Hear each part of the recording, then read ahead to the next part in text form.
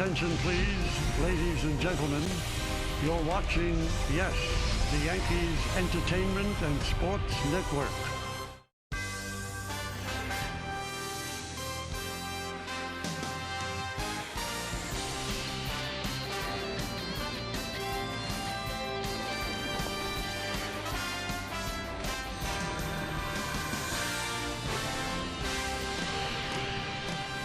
It is a beautiful Saturday evening here in Baltimore, and it's time for baseball as the Yes Network presents New York Yankees baseball. Tonight, it's the New York Yankees against the Baltimore Orioles in the middle game of a three-game set from Oriole Park at Camden Yards. Hello, everybody, and welcome to Yankees baseball along with Ken Singleton. I'm Michael Kay. The Orioles have a formula. If they hit home runs, they're going to win games. Last night, they hit home runs. Yes, they did. For the 15th time this year, they hit 4 home runs in a game. That is just awesome as far as power is concerned. 3 of them came in the third inning. Pedro Alvarez, his 20th home run of the year. Chris Davis added another. That's his 33rd home run of the year. Mark Trumbo leads the league. Number 41 on the season. And the next inning, Manny Machado went deep. His 33rd home run of the season. Yep, the Orioles had a big night. They were golden. They won by a score of 8-0. So how does it affect the wild card standings? They're presented by Mazda Driving Matters. Well, the Red Sox have the first wild card. They beat the A's last night. Tigers won, the Orioles won, so they're tied for the second wild card. Astros lost, they're 2 back, Yankees 3.5 back, and the Royals and the Mariners are 4 games out of the second wild card. Let's take a look at tonight. The pitching matchup brought to you by People's United Bank N.A. See what know-how can do for you. Kevin Gausman pitched a great game against the Yankees. He actually opposed CC Sabathia in that game, and Sabathia pitched very well that night as well. Yeah, he did a very good game last Sunday at Yankee Stadium. Gausman didn't give up any runs, and CC pitched very well, as you said, Michael. Had 8 strikeouts during the game, had everything working. Good breaking ball, strikes out Chris Davis. Another good breaking ball to the outside corner for a call strike. Change up right here has Trumbo swinging and missing. CC had it together. He was a tough luck loser against the Orioles last Sunday. He has pretty good numbers overall against the Orioles. They'll try to do that, and the Yankees try to even the series against an Oriole team that's sending out a good pitcher. They obviously can hit home runs, and the Yankees can do some damage as well. When we get back, lineups, first pitch, baseball, Yankees O's next right here on Yes.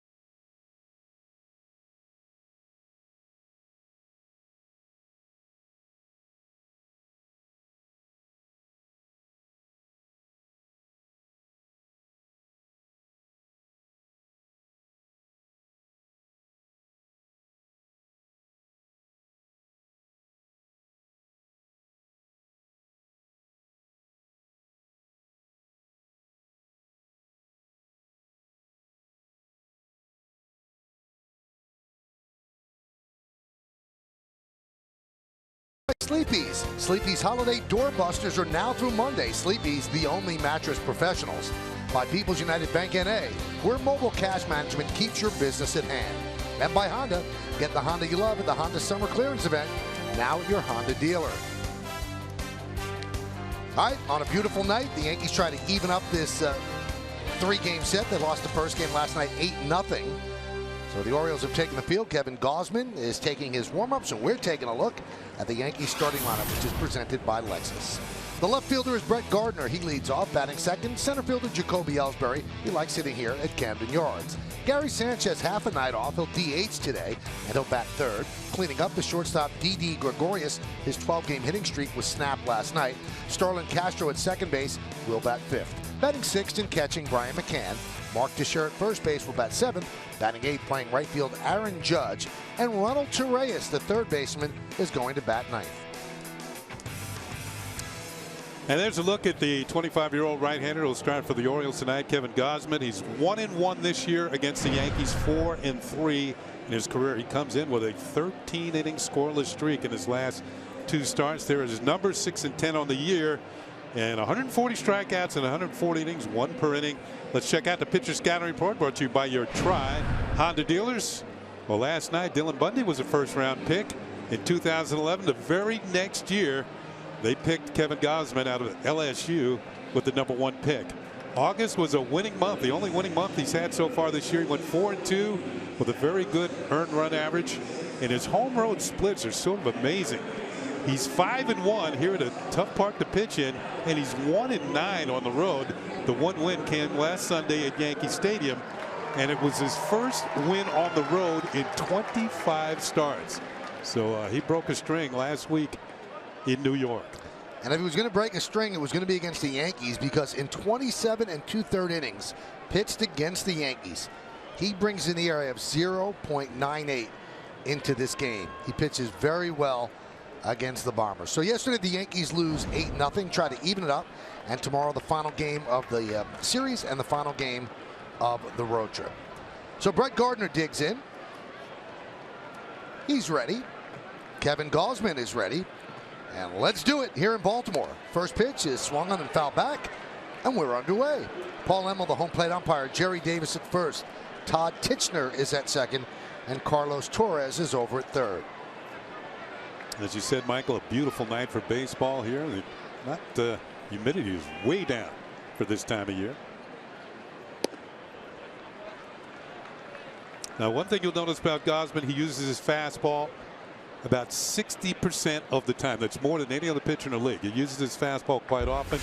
He also has a very good split change. Popped up and out of play. His fastball upwards of usually sits in the mid-90s. Occasionally he'll get it up to 97 miles an hour. I was talking to Tony Pena about what made Gausman so tough last Sunday in New York. He said his split change is much better than it used to be. He gets more fade on it away from left-handed hitters. It used to sit in the middle of the plate. And that's why he got hit hard. Fouled away. So far, all fastballs.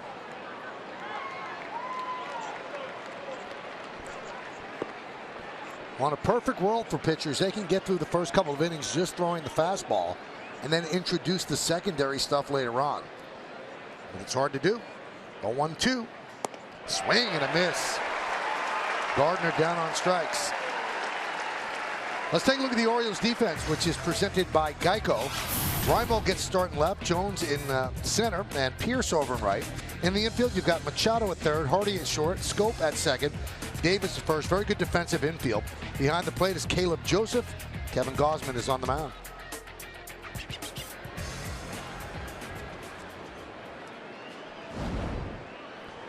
Here's Jacoby Ellsbury. Jacoby has 6 hits and 17 at-bats in the first 4 games of this road trip. Yankees took 2 out of 3 from Kansas City and lost last night. You can see that Gausman works from the abbreviated windup. It's almost like he's working with men on base or preparing to do so. Fouled away. He struck Gardner out on the split change, and that can be a good pitch if you get it to the outer third of the plate against left-handed hitters. But if it sits in the middle like it used to, that can get hit a long way. Foul back here and out of play. Now Gausman has given up 23 home runs this year, which puts him just outside of the top 10 in the league.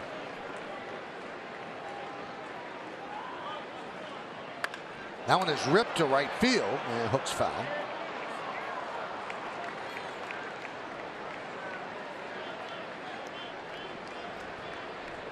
Somebody who loves New York actually came up with the ball, said it on his shirt. Oh, I love beating New York. Well, you can still love New York, though. The 1-2. Swing and a miss. There's that pitch again. 2 away. Yeah, setting up with all the fastballs in the mid-90s, and then all of a sudden you get that split change and the bottom falls out of it. He takes about 10 miles per hour off of this pitch. You can see the grip and you can see the results.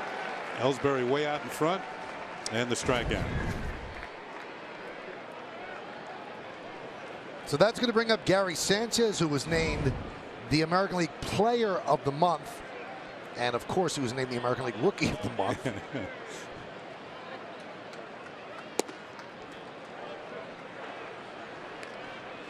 So you take a look at the numbers: 389, 11 home runs, and 21 ribbies, 9 doubles. This was in August. That's in 24 games. 11 home runs, first 23 games, major league record, and also back-to-back Player of the Week awards.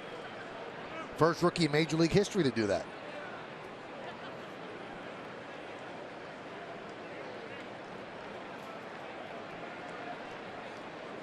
You put together 4 or 5 more months like that during the season, you're talking about MVP.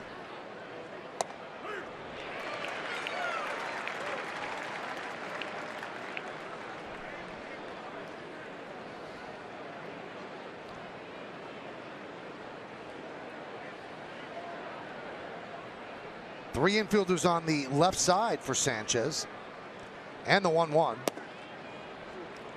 2-1. One of the teams in front of the Yankees losing again. Texas 7, Houston 2, bottom of the 8th inning. And the Astros cannot beat the Rangers this year. I think, if I'm not mistaken, the Rangers are 13-2 against the Houston Astros. Foul back to the screen, 2-2. Yeah, good swing by Sanchez on that pitch. One thing I've been impressed with, he has a pretty good batting eye at the plate. He doesn't chase many pitches out of the zone. You're going to do it every once in a while, but he doesn't make too much of a habit of it. 2-2. Swing and a miss. He did there.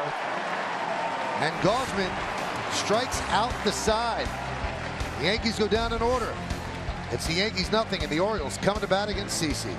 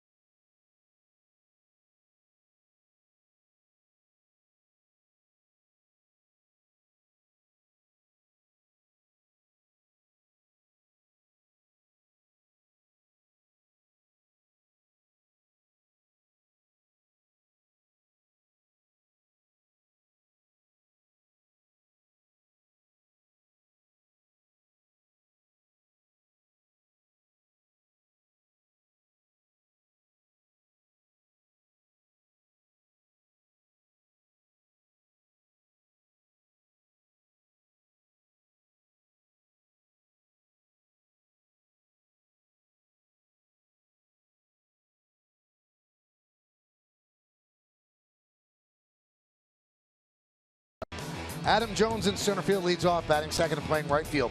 Steve Pearce, the third baseman, Manny Machado, will hit third. Cleaning up the DH, Mark Trumbo. Against the Yankees lifetime in 41 games, a .300 average and 14 home runs. 6 home runs this year. Jonathan Scope, the second baseman, bats fifth. Batting sixth, playing first base, Chris Davis. J.J. Hardy, the shortstop, bats seventh. Batting eighth, playing left field, Nolan Reimold. And Caleb Joseph will catch. He's going to bat ninth. Veteran CC Sabathia gets a start for the Yankees tonight. He's 1-2 against Baltimore this year. 19-9 in his career against the Baltimore Orioles. 8-11 on the season. 4.31 ERA. Let's check out the pitcher scouting report brought to you by your Honda dealers. The next strikeout for CC Sabathia. Nice round number, 2,700 in his career. 19 career wins against the Orioles. I've already mentioned that. And the road to victory. CC's record is 8-11. It's kind of He's 6-3 on the road. He's pitched a lot better on the road than he has at Yankee Stadium this year. So one of those road wins was here in Baltimore way back on May the 4th. Here's Adam Jones. Old-time Oriole high socks on today with the stirrups and all. That pitch is way high and over the head of McCann. And over the head of the home plate umpire as well. It's a little different look.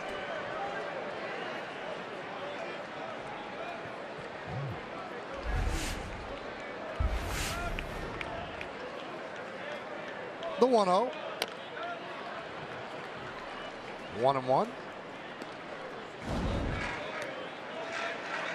Jones back in the lineup. He had a couple of hits last night. A run batted in. He hadn't played since last weekend in New York. He was out with a hamstring all week long. Grounded foul.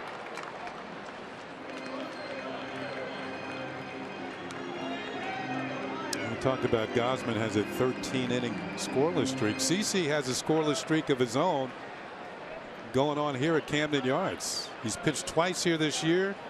12 scoreless innings.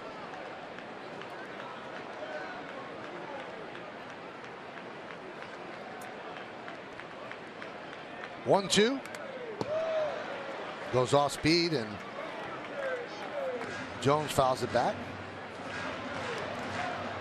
Orioles are 73-61. The Yankees 69-64. Yankees had an opportunity yesterday to go 7 over for the first time this year. They did not. A little bit of a slide back.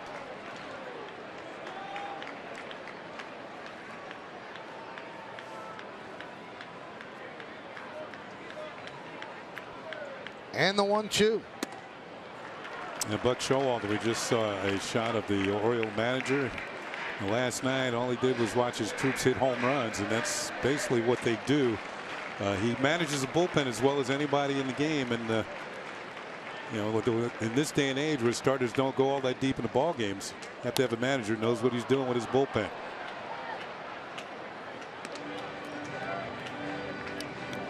I mentioned in the open, this is the 15th time that the Orioles have hit 4 home runs in a game this year. The record is 16. 2 teams have done that. The Mariners did it back in the day when Ken Griffey Jr. and A-Rod were on the team, and the Rangers did it when A-Rod was on the team in 01. Hard ground ball, knocked down. Gregorius recovers, fires, and they get Jones for the first out.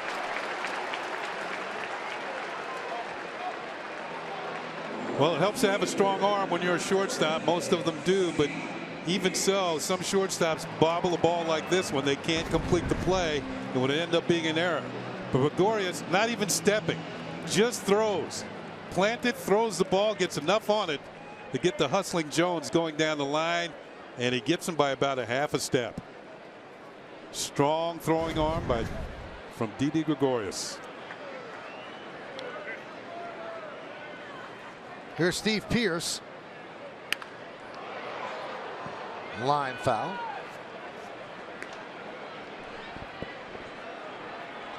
Let's look at the game time weather presented by Bigelow Tea. 75 degrees, humidity 47%. Not much wind. It's partly cloudy. But a nice day for baseball. Nice day for anything. Big crowds in the Inner Harbor in Baltimore this afternoon. High pop up, shallow left. Didi will make the call on the catch in front of Gardner. And we'll give the Yankees defense presented by Geico. Gardner's in left, Ellsbury in center, and Judge over and right. In the infield, Torreyes gets to start at third. We've seen Gregorius. Castro's at second. Teixeira at first. McCann behind the plate. And Joe Girardi said he has had good simpatico with CeCe this year. And Karsten Charles Sabat is on the mound.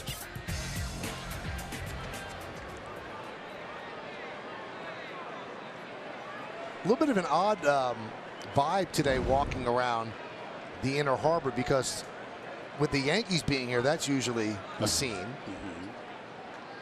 But the Baltimore Convention Center is hosting Baltimore Comic-Con. So you could run into Wonder Woman or Spider-Man, Superman. There's a lot of people dressed up as comic book characters. Count 2-0. Did you happen to see anybody? Yeah, I saw Wonder Woman. Yeah. Linda Carter? She looked great. No, it wasn't. I think it was a doppelganger. Okay. 2-0.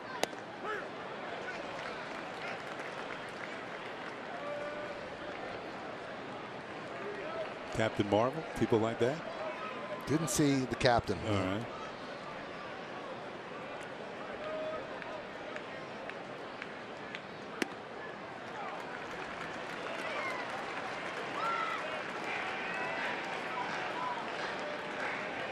Somebody came up to me and said that my costume looked remarkably like the Yankee announcer. I said, yeah, close. The head's not big enough. Here's the 3-1. Popped up behind the plate and out of play. Your voice didn't give it away. No?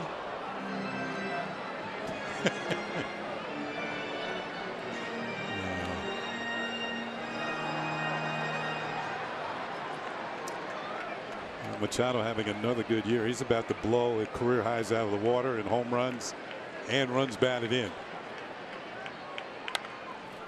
Well, they're making CC work this inning. A lot of foul balls. See Machado last year, 35 homers, 86 runs batted in. And as he steps in tonight, he's got 33 homers and 85 runs batted in. So certainly one of the better players in the league. Having a tremendous year. Payoff. Fly ball, right center. Judge on the run. It's going to be over his head and bounce into the seats for a double.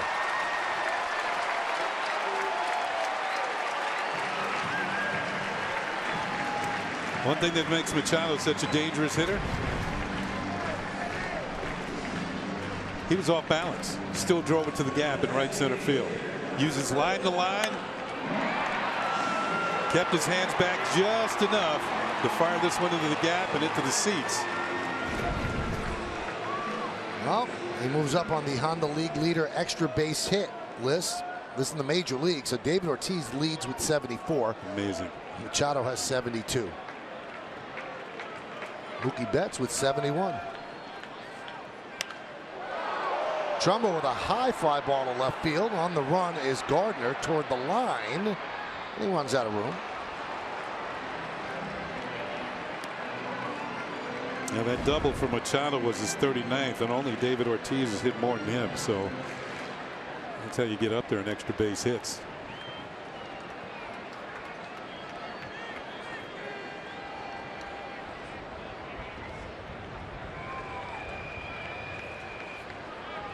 Remember early in the season, Michael, when we were here, we were talking about the Orioles trading for Trumbo, and I had talked to GM Dan Duquette, the Orioles GM, and I mentioned he made a good trade for a guy who's going to hit 30 home runs. It looks like he was off to a great start. I was wrong. He's got 40. Yeah. He might hit 50.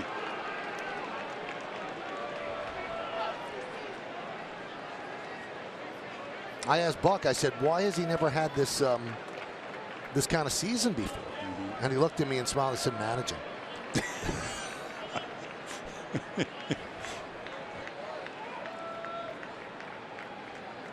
Obviously kidding. Well, I don't know. Swing and a miss. You know, I always thought, and the Oriole fans here in Baltimore think Buck has a lot of Earl Weaver in him. And Earl used to say, just keep it close, I'll think of something. Usually did. Yeah, he did. In fact, I was sent a note the other day that Earl Weaver's teams averaged 94 wins a year. That's the best for any manager in history.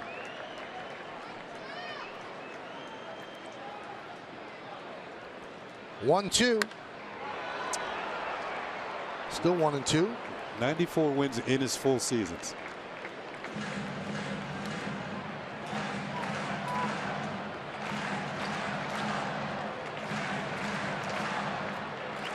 Twenty pitches for CC. 2 outs into the first inning, and Sanchez wants to talk with the left-hander. Yeah, they want to figure out how to put Trumbo away. Now, in our open, we showed a shot of a changeup that Trumbo chased and struck out in New York. And maybe that's a part of the conversation as McCann goes out to talk to CC.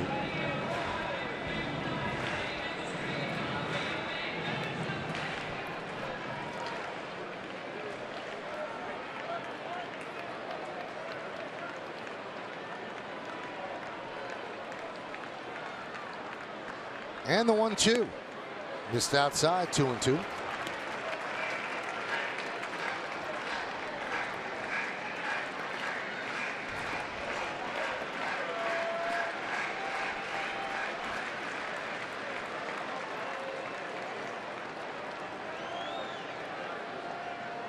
And the pitch. Fly ball, right center. Ellsbury's there, and he'll put it away as CeCe gets him with the change. No runs a hit, no errors, and one man left on base. We played one here at Camden Yards. It's 0-0. You're watching the Yankees on Yes.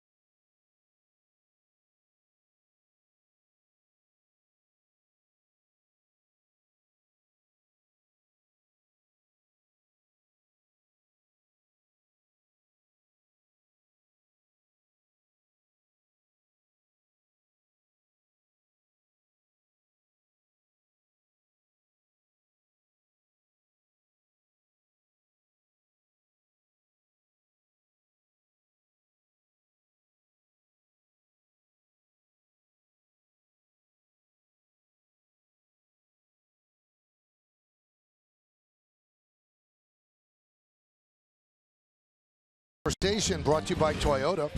RAV4 Hybrid is the official vehicle, or the hybrid vehicle of the Yankees. You think rosters should expand up to 40 players in September? Why or why not? Anacott, number 4, said no, games are already long enough without never-ending matchups and substitutions. You know, Buck Showalter actually came up with another reason today, something I had not thought of. He said, with expanded rosters right now, we don't get the benefit of what we did yesterday. I said, what do you mean?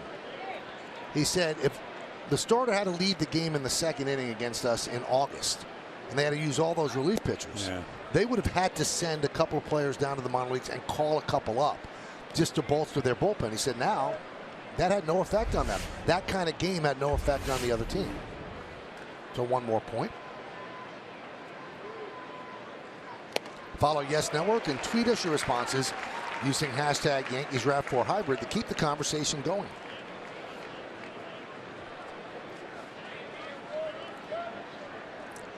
So Gosman struck out the Yankees in the first inning. 3 up, 3 down, all strikeouts. Now 1-1 count on Didi. That one's popped up. And that'll make the seats out of play. Yeah, but where that would apply for both teams, say you have an extra inning game. Right. You go 15, 16 innings. You know, both teams will be affected by that. They have to send guys out and bring. But now, you just keep rolling along. And he's not just saying, you know, that benefited the Orioles. He said the 40-man benefits us sometimes as well. He said, but that's just one more instance of that one is ripped to right. And a foul ball. It's amazing, though, Kenny, because this one topic, it doesn't seem like there are people that are disciples on each side. Everybody's against it. And you wonder why baseball keeps it. Everybody thinks it's a bad idea. I have a feeling that it's going to be talked about in the upcoming CBA talks. You know, I agree that you should reward your better minor leaguers and have them come up in September. Right, so do I. Yeah, you know, they've had great years in the minors. They're trying to get to the big leagues. Some of them might actually be on the team next year. So you give them a look at what big league life is like for at least 1 month. That means they usually go on 1 or 2 road trips. They get to play in front of their home crowd if they get in games. And if your team is not in it, then you're definitely going to play. You'll get a chance. Swing and a miss. One down, 4 strikeouts, and here's Starlin Castro, and we take a look at the Jeep Hitter Scouting Report on Starlin. Well, Starling's having a good year. In fact, he had robust August. He had the most home runs he ever hit in a month with 8, the most RBIs with 24. He leads the Yankees with 35 multi-hit games and a career-high 19 home runs. You want him to get to that nice round number of 20 and beyond. Castro 5 for 18 on the road trip. Checks his swing. Did he go? Yes, he did. Castro can't believe it. Tell you what, Gosman so far tonight, he gets ahead with his fastball and uses split change to put the hitters away.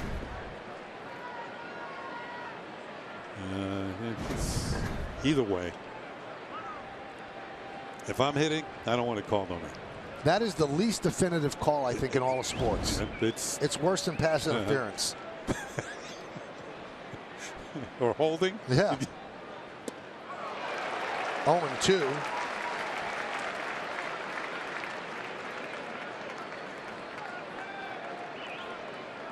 Yeah, every sport seems to have calls that could go either way. Like every foul in basketball. Yeah. But this one, wow. The 0-2. Yeah, when Kareem Abdul-Jabbar set the record for all-time fouls in the NBA, he said they were all bad calls.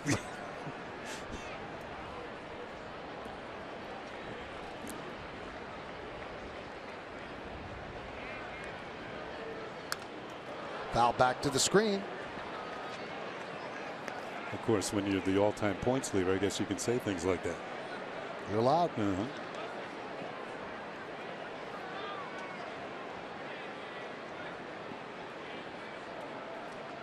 Castro pitches out over the plate and up. He's been hammering. But he's got to lay off pitches like that. We've seen him swing at that pitch in the dirt, and that's the way the league tries to go after him. Get him to 2 strikes and then throw something in the dirt and he'll chase it. But if you get it up and out over the plate, at least during the month of August, it was going a long way.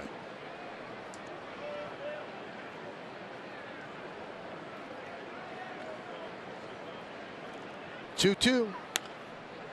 Fouled away.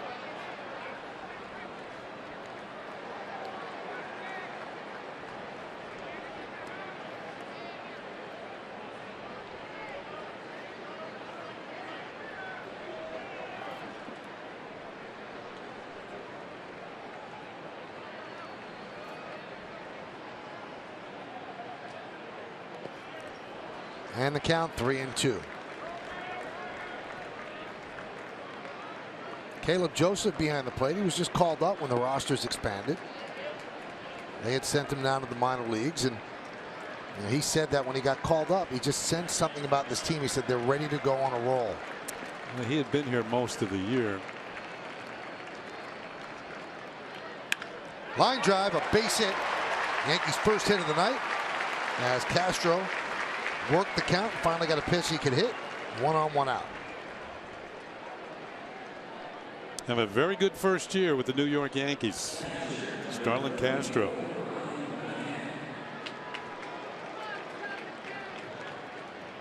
We were talking about Joseph. He was actually injured on a foul tip, got hit in the groin, and had to undergo testicular surgery and was on the disabled list. And that's when Tony Peña's son Francisco got called up for the minors. Now, Joseph been recalled. Francisco is here as well. All right, McCann fouls it away.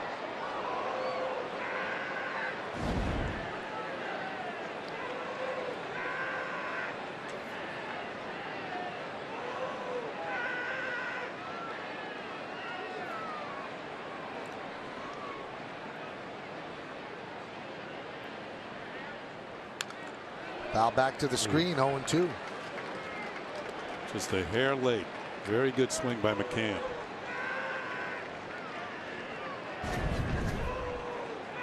Target's in, pitch misses the target. This, if he hit that well, it was going to left center.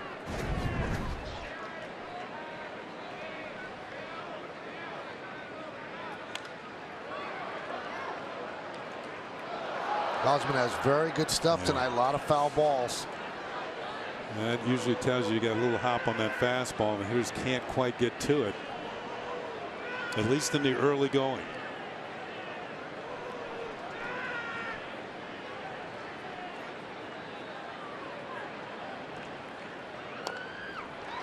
Nubbed in front of the plate.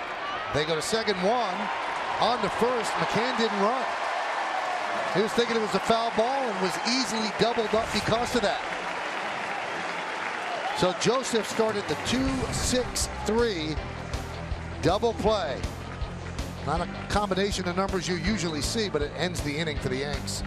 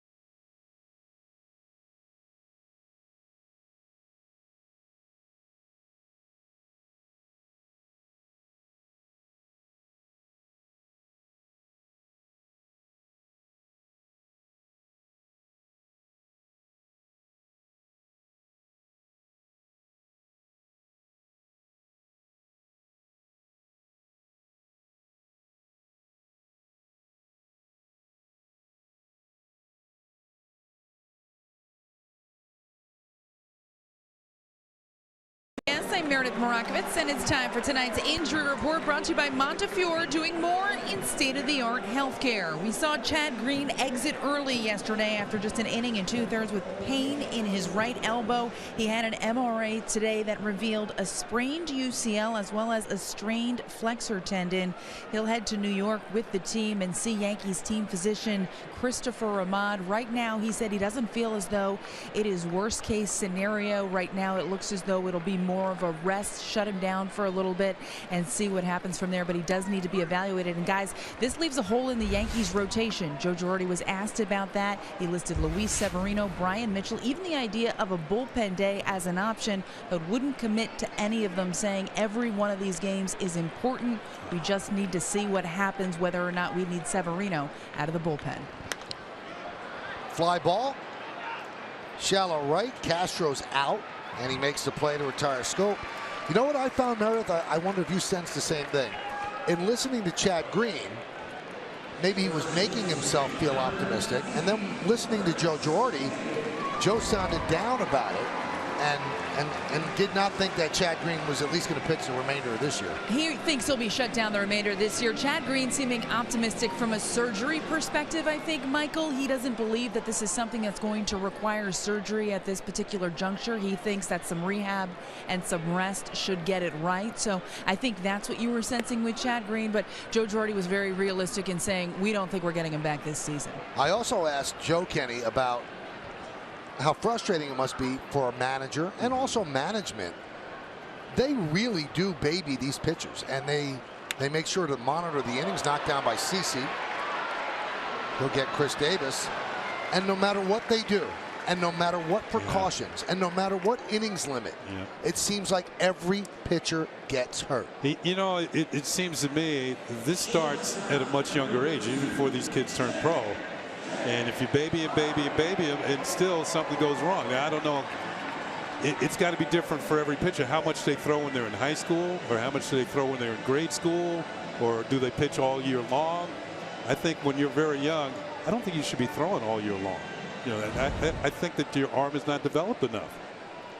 And there's so much pressure with big-time travel teams and things like that. Radar guns. But it doesn't make sense almost to baby them because they're going to get hurt anyway.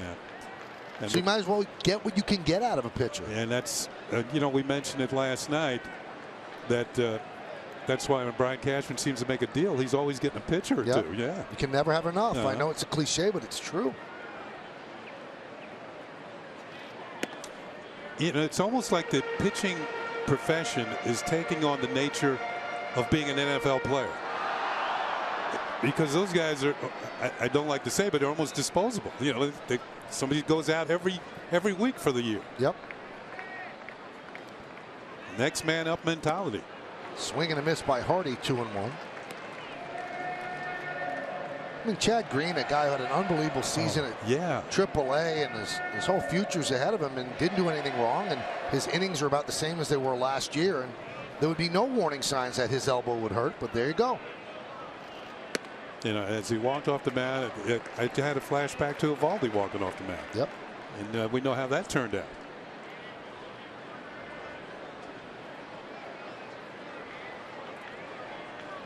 Three-one count on Hardy. We're in the bottom of the second, 0-0. Line drive and just past a diving Didi into left center. Nice play by Gardner to cut it off. Fires into second, holding Hardy to a single. I think Didi just got it off the tip of his glove as that ball went into left center field. It was scorched first of all by Hardy. That looked like it changed direction. Briefly, as we look at it on Yesmo, brought to you by your Mercedes-Benz Tri-State dealer. There's a DD about 6'2". If he was 6'3", he would have had it.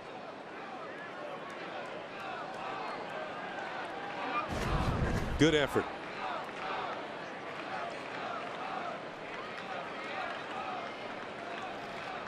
Nolan Reimold takes the strike. I tell you what, Baltimore and Camden Yards, the last 2 nights have provided us with some beautiful sky. And hopefully the weather remains okay. There have been some dire forecasts up and down the East Coast.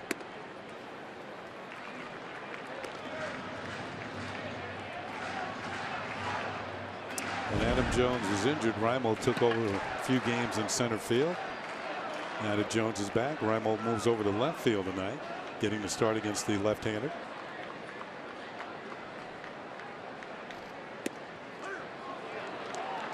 One and two on Reimold.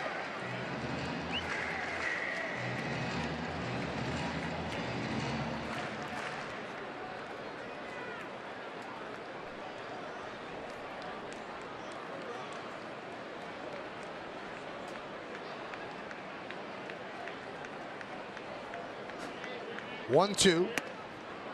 Missed upstairs.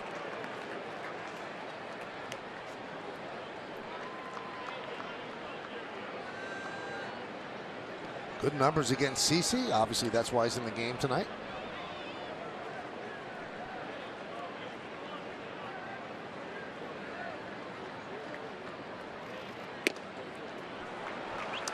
CeCe got that call to strike a few pitches ago, and it hung up a little high.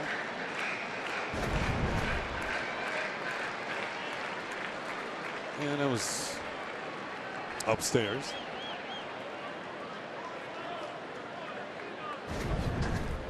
Runner will go. 3-2, 2 outs. Check swing. Did he go? No, he did not. So Reimold works a walk. And we get another look at Reimold's check. Yeah, he did check.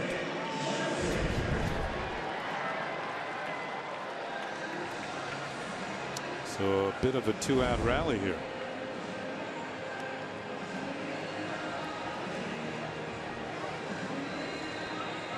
Here's Caleb Joseph.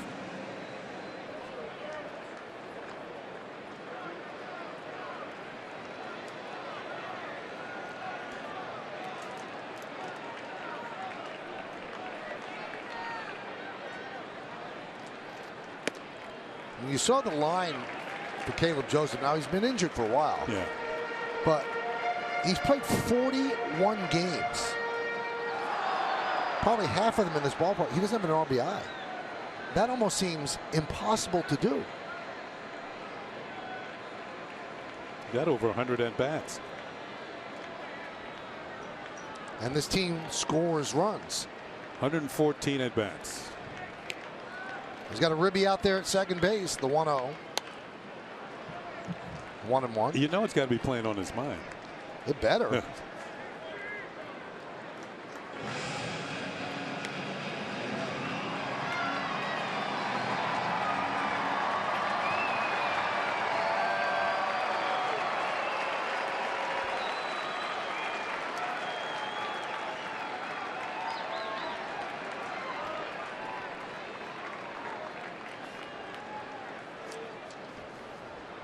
One, 2-1.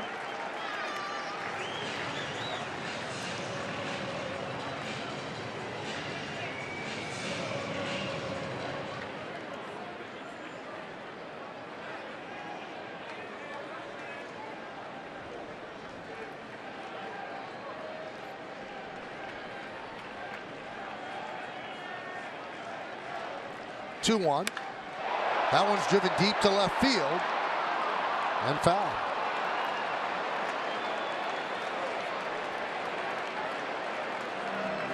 Now the first 2 innings here, they've kind of made CC work. He's over 40 pitches in the first 2. And in each of the first 2 innings here, he's gotten the first 2 guys out and then run into a little bit of trouble.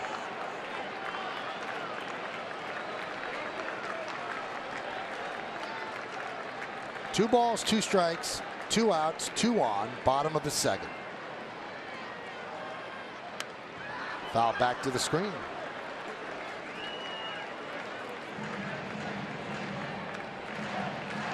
Now, one thing that CC has done this year is McCann goes out to talk to him.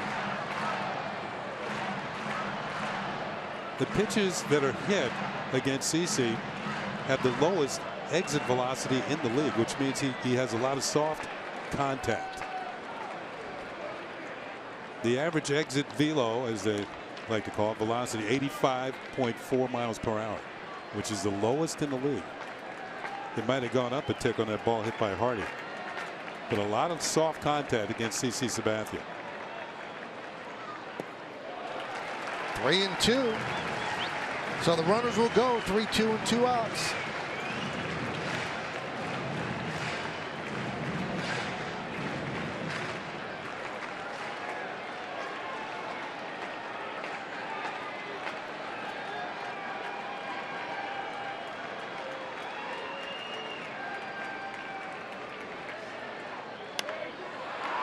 Fly ball, shallow center.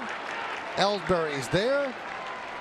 And everybody could shake the Cheeto dust from their fingers and not hit send about me being a jinx as Joseph leaves 2 on base. We go to the third, 0-0 right here on Yes.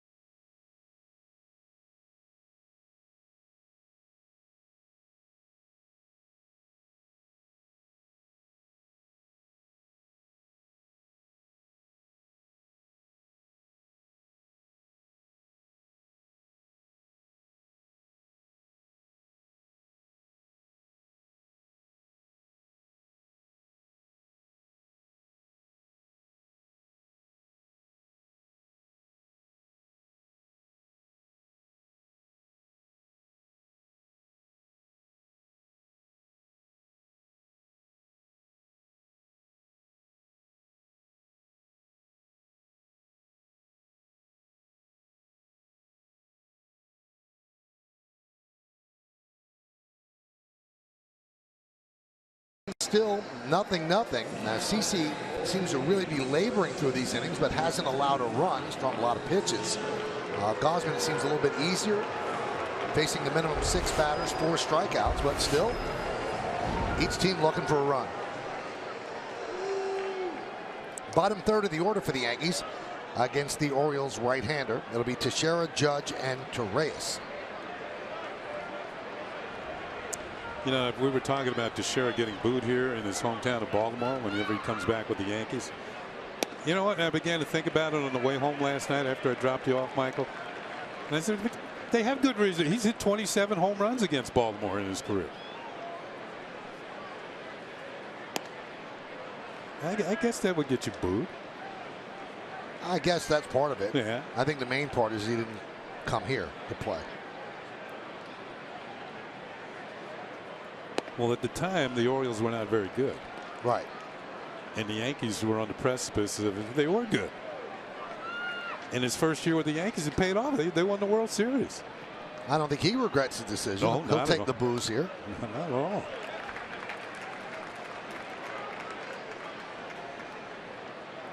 But I'm saying he's done his share of damage against Baltimore, too.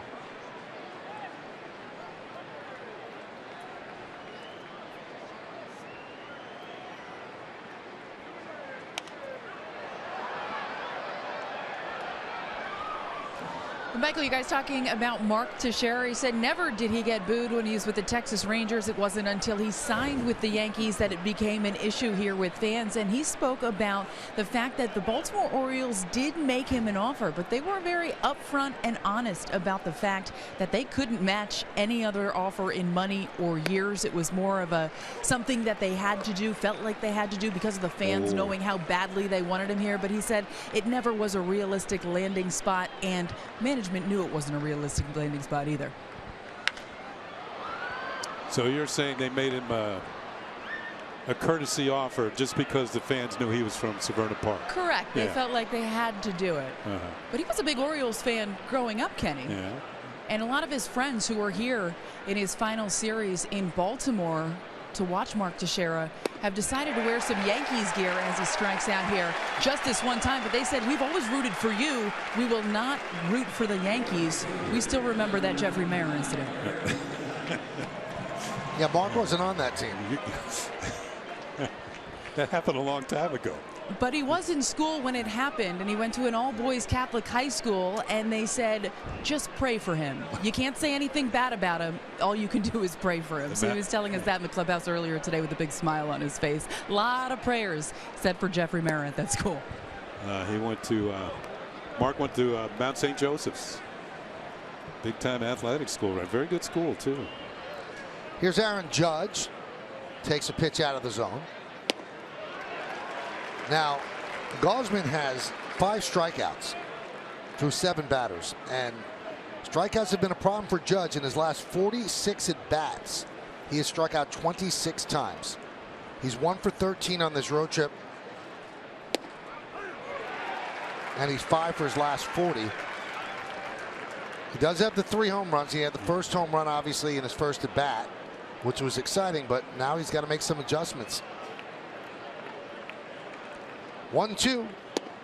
Did he go? Yes, he did. And he strikes out. Gausman with 6 strikeouts, all swinging. As let's see, we get a look. Yeah, Judge went around too far. At least too far for the first base umpire, Jerry Davis. There it is, Michael. That breaking ball down and away. That's the one you got to learn to lay off of. It looks so inviting. Looks like it's going to be a fastball in the corner, and you can't reach out and get it. Here's Torreyes.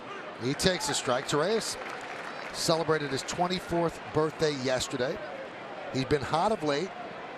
14 for 26. I believe he played 7 games in a row at third, but at one point, you have to get the regular third baseman back in there, Chase Headley, who's also been swinging the bat fairly well. So Torreyes has not played much of late. Yeah, he had 2 hits last Sunday against Gausman. I think that's one reason he's in the lineup tonight. And you get a chance to give Headley a night off with a day game tomorrow. Quick turnaround.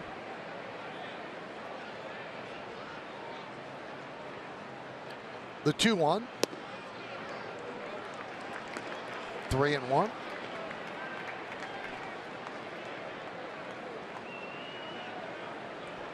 Toronto was leading 1-0 for 5 innings, and now Tampa Bay has scored 5, leads the Blue Jays 5-1. There's a ground ball to short. J.J. Hardy fields and gets the speedy Torres for the final out of a 1-2-3 inning. We're going to the bottom of the third. It's 0-0 right here on Yes.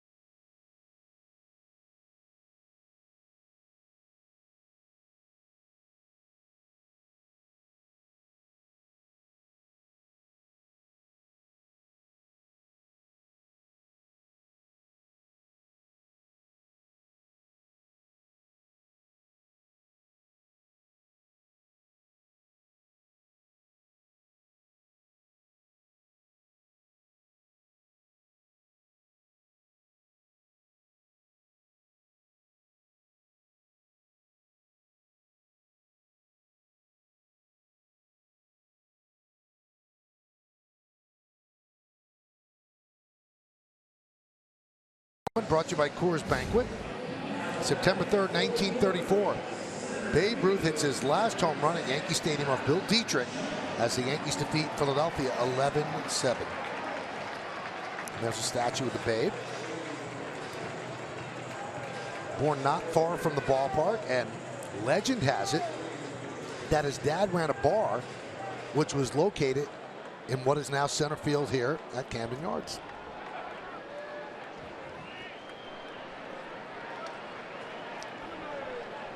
There's Adam Jones.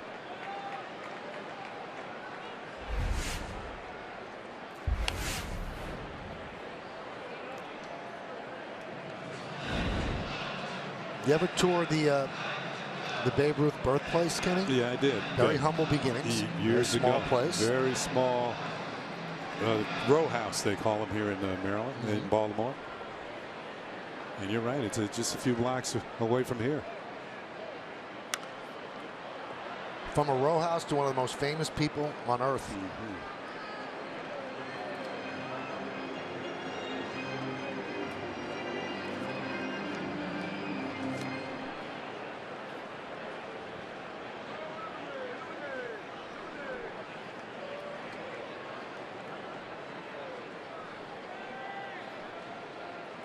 Jones grounded to short in the first. CeCe had 46 pitches. Popped up, right back here, right under our booth.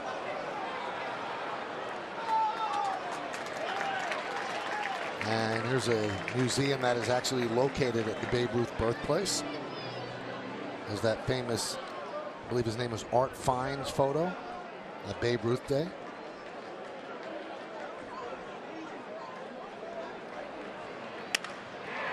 Grounded and through for a base hit. We're talking about Babe Ruth and his legendary status in baseball and in folklore. You talk about things like all the hot dogs he ate. Did he call a shot in Chicago against the Cubs? You know, pointed to center field and hit one over the center field wall. That sort of thing.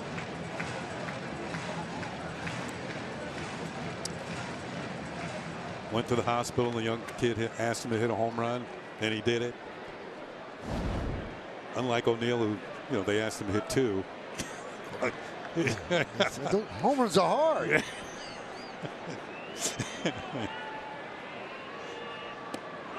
And there's a strike to Steve Pearce.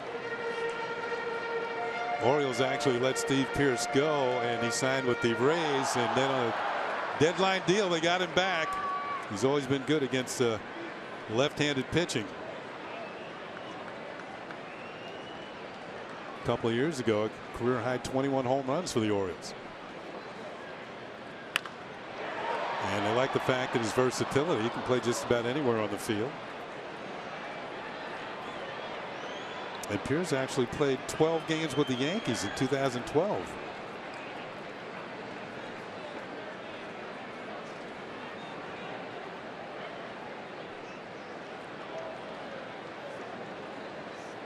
Very quiet guy, very intense. I remember when he was around for those 12 days.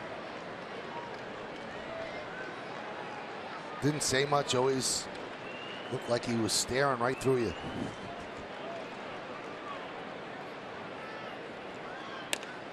Ground ball is short. There's one. And there's two. 6-4-3 double play. Castro with a nice turn at second base as Didi gave an excellent flip. He was a little off balance when he made the throw, but he got enough on it. You know, when you think about the second base position in the American League, I mean, it's a well-stocked position with potential all-stars on several teams. You know, last night we talked about Pedroia and Cano, and you got Scope here in Baltimore. You got Castro with the Yankees, Odor in Texas. Altuve, how can I forget him? Kipnis, Kinsler in Detroit. Forsythe having a pretty good year in Tampa Bay. If you make it the starting all-star second baseman in the American League, you are having a heck of a year. And this year was Altuve, and he's having a heck of a year. He might be the MVP. There's Machado. Pitch outside. You know, Odor's got 28 homers. Cano's got 30. Pedroia's hitting in the 320s.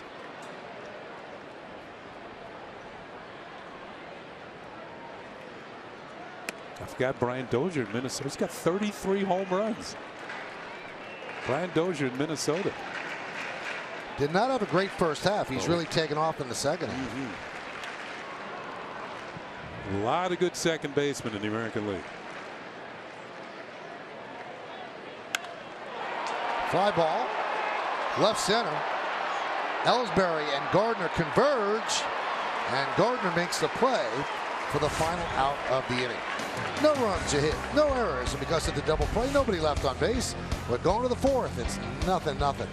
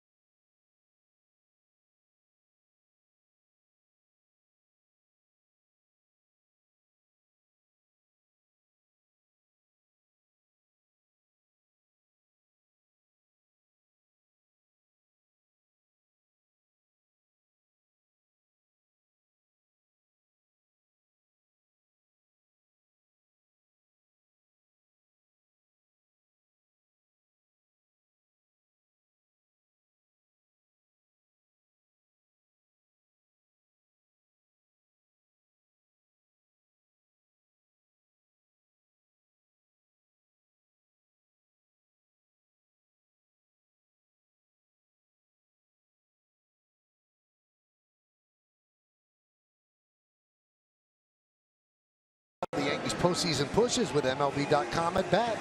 The #1 app for live baseball. Enjoy game day, live game video highlights, StatCast, news, and more. Get MLB.com at bat on your favorite devices now. Well, Brett Gardner won the tip over Ellsbury to get the put out in the final out of the bottom of the third. On the Audi scoreboard, top of the fourth, 0-0. It'll be Gardner, Ellsbury, and Sanchez, as Gausman has faced a minimum 9 batters in the first inning, and he has rung up 6 strikeouts. The Yankees did get a hit, erased on a double play, though. The hit was by Castro.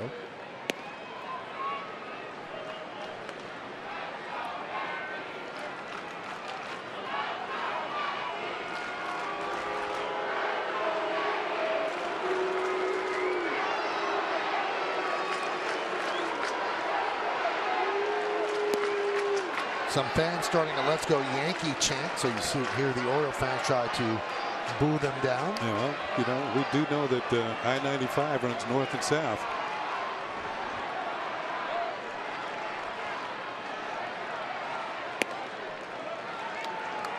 Now, one of the problems that Gausman has had that he's kind of overcome, at least within the last month, that he's up there in pitches per inning, which has a way of getting him out of games a little too early. Just over 17 per inning. And it's one of the highest rates in the league.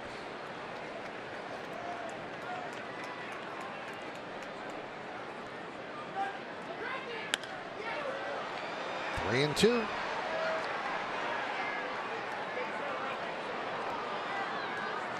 So when he's out there, you see a lot of counts like this one. 3 balls and 2 strikes.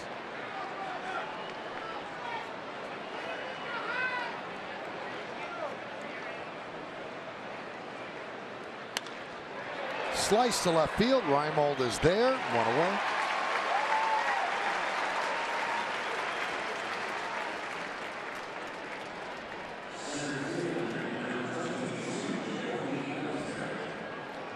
That's going to bring up Jacoby Ellsbury. Jacoby struck out in the first inning. 6 for 18 on this road trip.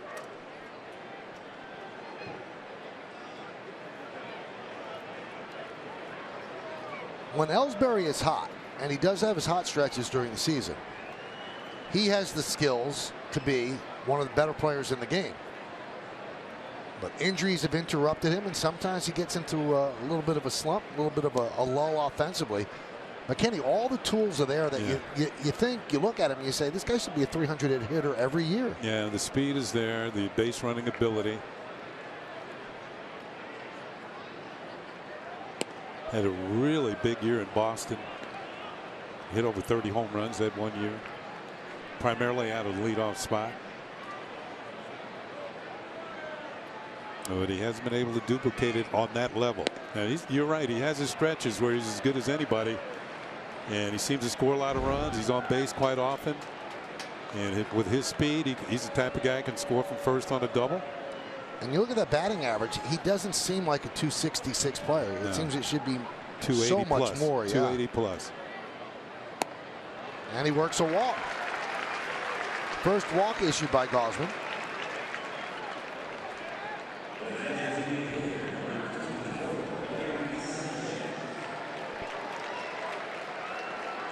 That's going to bring up Gary Sanchez, who struck out on a high fastball in the first inning. If he does chase, usually it's upstairs. Something that looks good to the eye.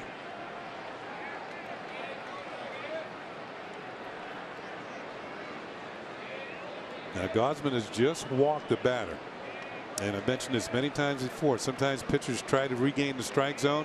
They make pitches too good. Went with an off-speed pitch.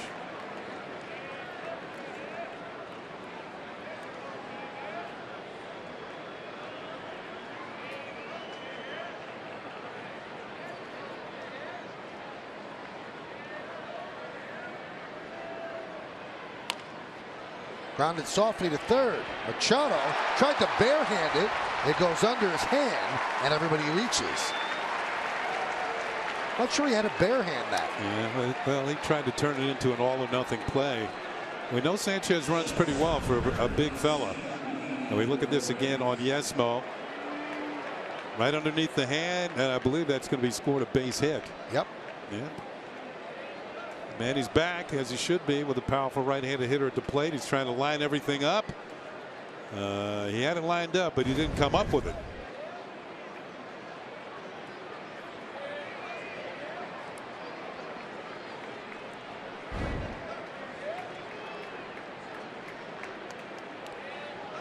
So here's Didi in a big spot. Yankees have their first runner in scoring position.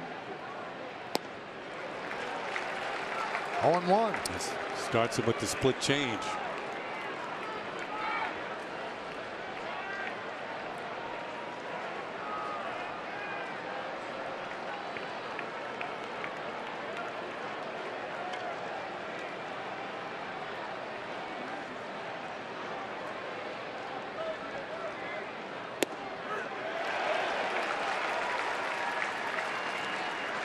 Split change away, fastball in. And he jumps ahead, no balls and 2 strikes. 2 good pitches in a row from Gausman.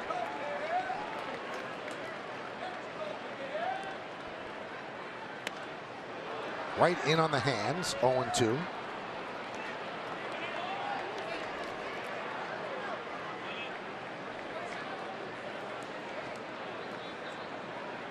This is a young pitcher that Baltimore felt was going to take the next step this year and become, along with Tillman, their 2 best pitchers. The 0-2. And if you look at it stuff-wise, Gausman has better stuff than Tillman. He throws harder. Tillman's got more experience. And Gausman hasn't really taken off until this last month. He's gotten a lot better.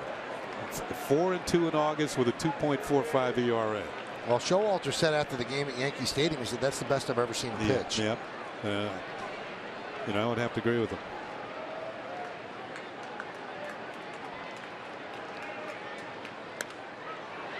Fouled away.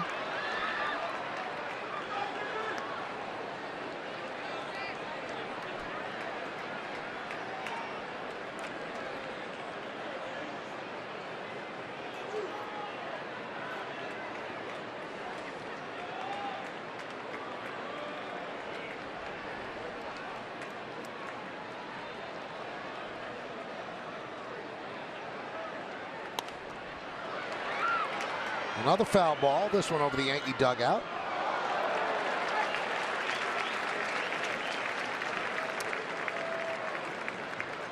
So far, Didi has spoiled the fastball in, a couple of split changes away.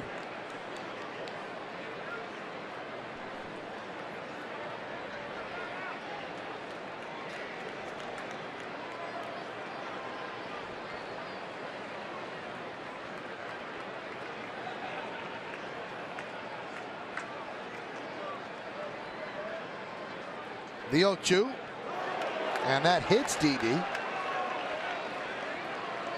So that's going to load the bases. Now he wants to go to first base, but the umpire said it was a foul ball, I believe. Let's see. The runners are staying put. Yeah, Well, it definitely did hit him. It hit him. There's a fastball in that gets too far in this case. Where does it get him? On the left forearm.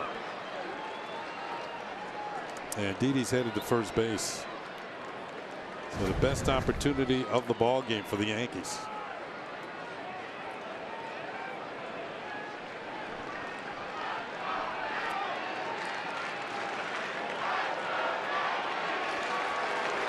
So Castro out with the bases loaded and 1 out.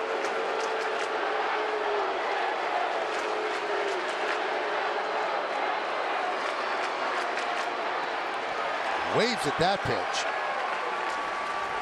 0-1. Castro picked up the Yankees' first hit of the night, a single in the second inning, single to left field.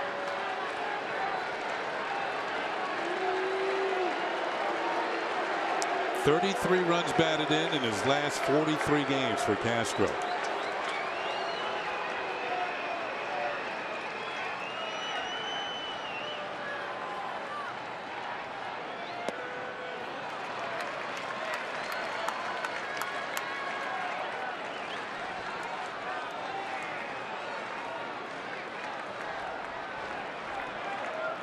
Pretty good numbers.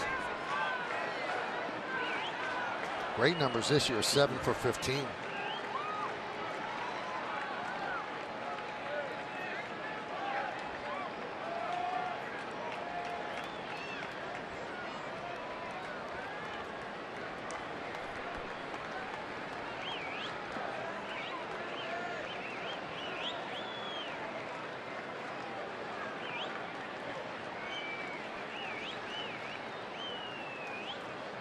1-1.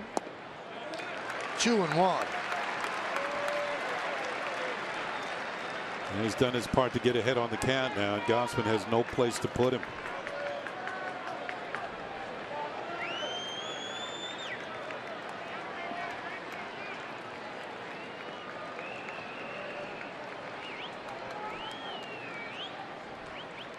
The right-hander deals. Swing and a miss. 2-2.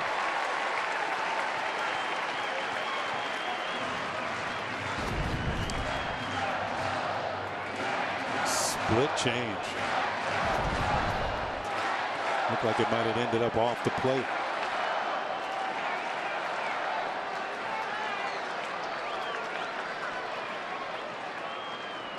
Two. Just missed. 3-2. Bases loaded. 1 out.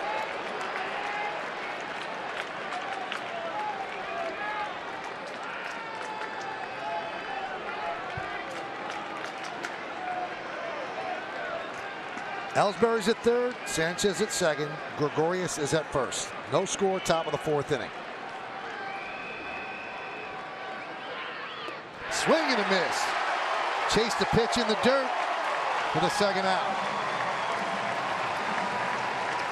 When Castro strikes out, it's usually not a caught-looking situation. And we mentioned before, he's very aggressive.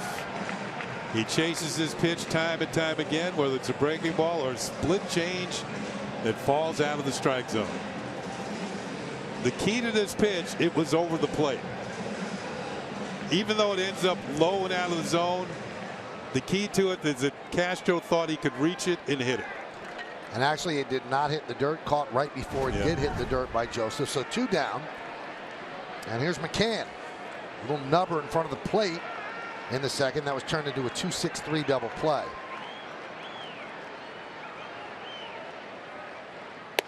And a strike. Well, one of the deals when you're hitting, you go up there to hit, you got to be willing to accept the base on balls. And Castro is not that type of hitter. He's up there swinging.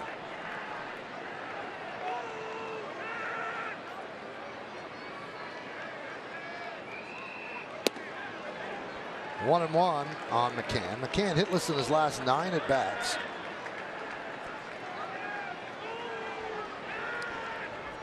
Ellsbury at third, Sanchez at second, and Gregorius at first now with 2 outs.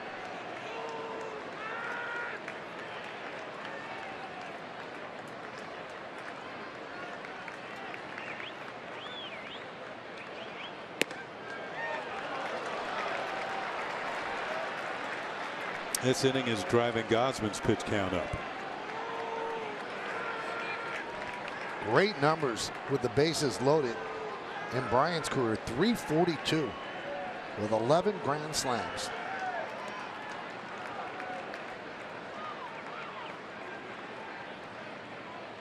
Swing and a miss. 2-2. Well, that has been his go-to pitch all night long. Split change. Not only does it go down, it goes down and away for the left-handed hitters. Many in the crowd on their feet here at Camden Yards. 2 balls, 2 strikes, 2 outs, bases loaded. High fly ball, left field. Reimold is there, and he puts it away as Gausman works out of trouble. No runs to hit. No errors, and the bases are left loaded. A 30-pitch inning for Gausman, but no runs.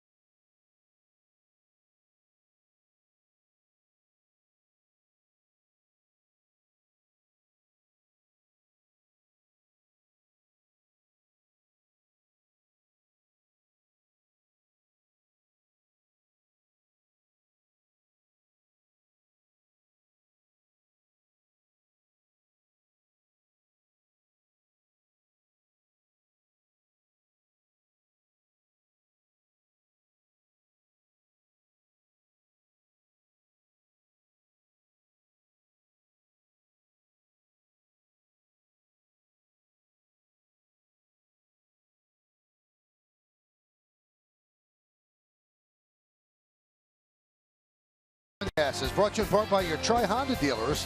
Hurry to your local Tri-Honda dealer for great deals on the 2016 models. Yankees have a great opportunity, bases loaded, one man out, but a strikeout of Castro, a fly ball to left from McCann, and they do not score. So it's 0-0 as we go to the bottom of the fourth inning, and Mark Trumbo will lead off against CC Sabathia. And the only good thing that came out of the inning is that you forced Gausman to throw 30 pitches. Trumbo with a fly ball to center. That was in the first.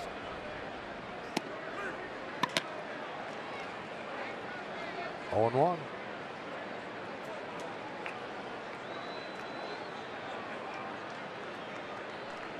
Audi scoreboard, 0-0.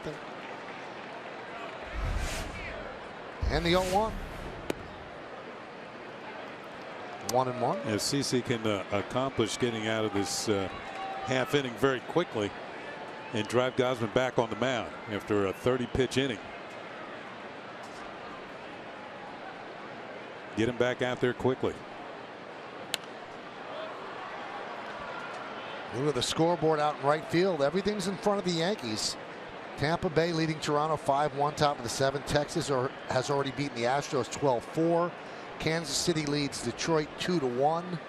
That's in the fourth inning. So all the teams in front of them right now are not winning. Except for the Orioles, it's 0-0 here. Line down the left field line. It's a fair ball. It'll go into the corner plate out there by Gardner. He spins and fires to second, but Trumbo has a leadoff double.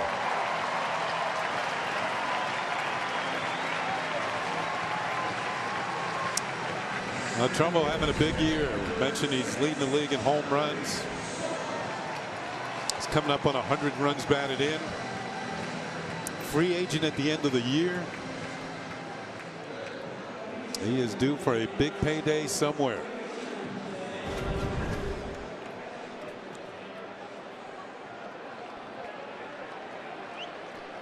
So he's at second, nobody out. Here's Jonathan Scope. Scope with a pop up to second. That was in the second.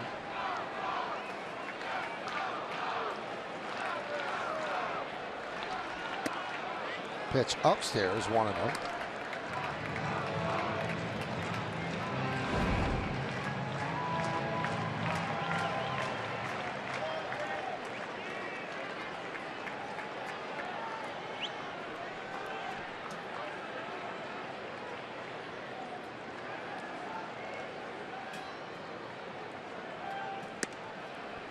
Two and 0.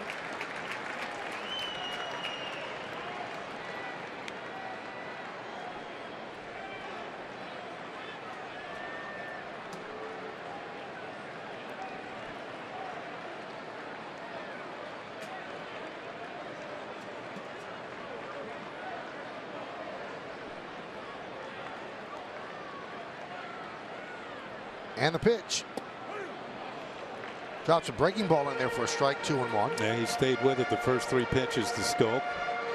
Finally drops one in there in the fastball count.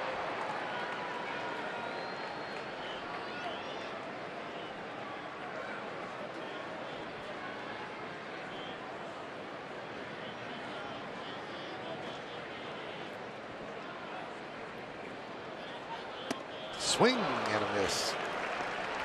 2-2. It's interesting that both the second basemen in this game are kind of free swingers. They're pretty good hitters. Don't get me wrong. Scope's got 21 homers. Castro has 19, and they're both the good hitters, but they will leave the strike zone. Very similar type hitters.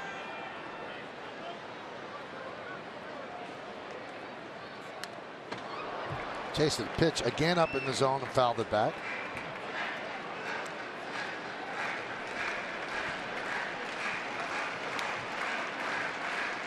Yeah, Scope has walked 18 times this year. Castro's walked 22.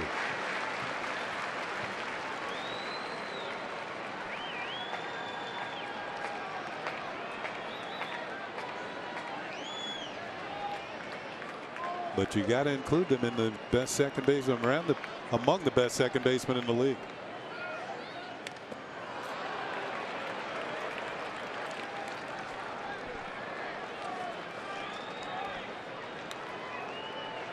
Another good second baseman, doesn't play too far from here. Daniel Murphy having an unbelievable season. Yeah. But, you know, I'd rattle off the list of all the American League second base. There are the guys who are the higher echelon, but there's a lot of good ones just below that level. And Scope and Castro fall into that category. 2-2. Missed. I don't think you can get better than Altuve or Pedroia or Cano. It's hard to do that. But the other guys are knocking on the door.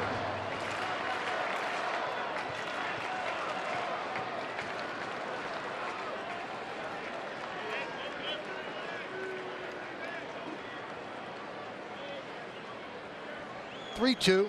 Swing and a miss. He got him. If nothing else, CC stayed with the plan. It was all breaking balls of Scope.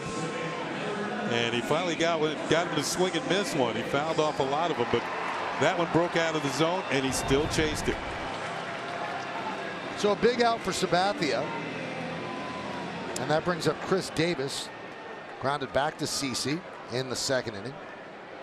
That's his first strikeout of the night and 2,700 on his career. Nice round number.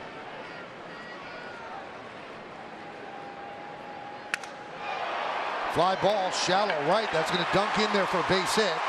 Trumbo's going to hold up. The ball is bobbled by Judge. Trumbo now comes home. He's going to score on the E9. And the Orioles lead 1-0. That ball was knuckling in the air off the bat. But the runner was held at third and then took off when Judge bobbled. Yeah, there's the broken bat that, as you called it, it kind of knuckles out there. Judge can't come up with it cleanly. Bobby Dickerson had held Trumbo at third. Now he sends him. And Baltimore takes a 1-0 lead. So a single, an error, no run batted in for Chris Davis. He stops altogether, and then he goes. And it was the coach that gave him the heads up that the ball wasn't played cleanly. And Judge seemed like he was in a hurry out there when the runner had been held up. So in his haste to pick up the ball, he booted it. Bobby Dickerson right here in your picture, the third base coach. Watch him throw up the stop sign. Now he says go after the ball is bobbled. And an alert Trumbo picked up the call.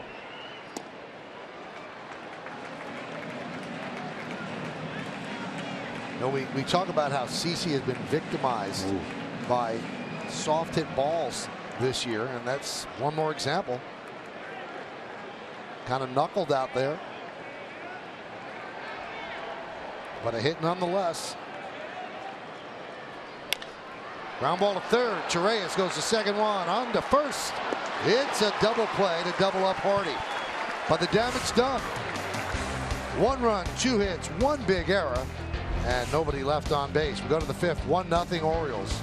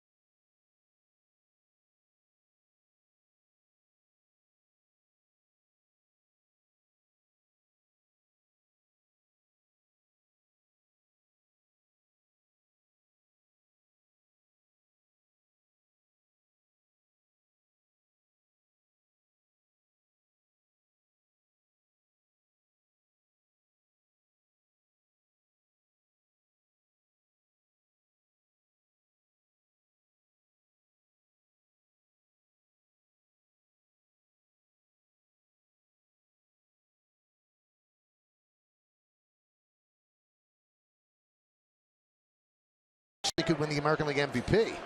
I'm one of them. Cadillac scoreboard 1-0 Orioles as we go to the 5th inning. So because of the double play, that turns the run that scored into an unearned run against CC. The error by Judge.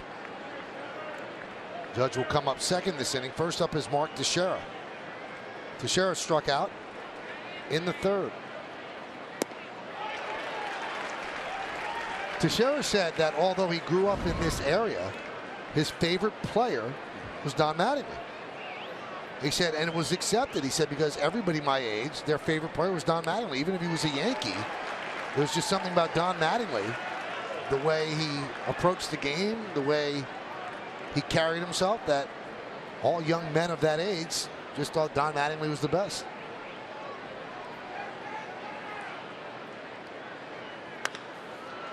Ground ball to Scope. 1 away, and we go back to Bob Range for another update.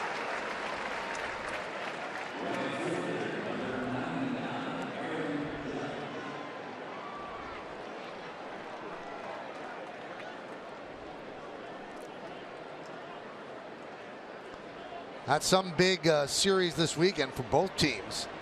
Yankees just took 2 out of 3 from Kansas City, and that was a widely anticipated series against the Tigers. Here's Aaron Judge. 1-0.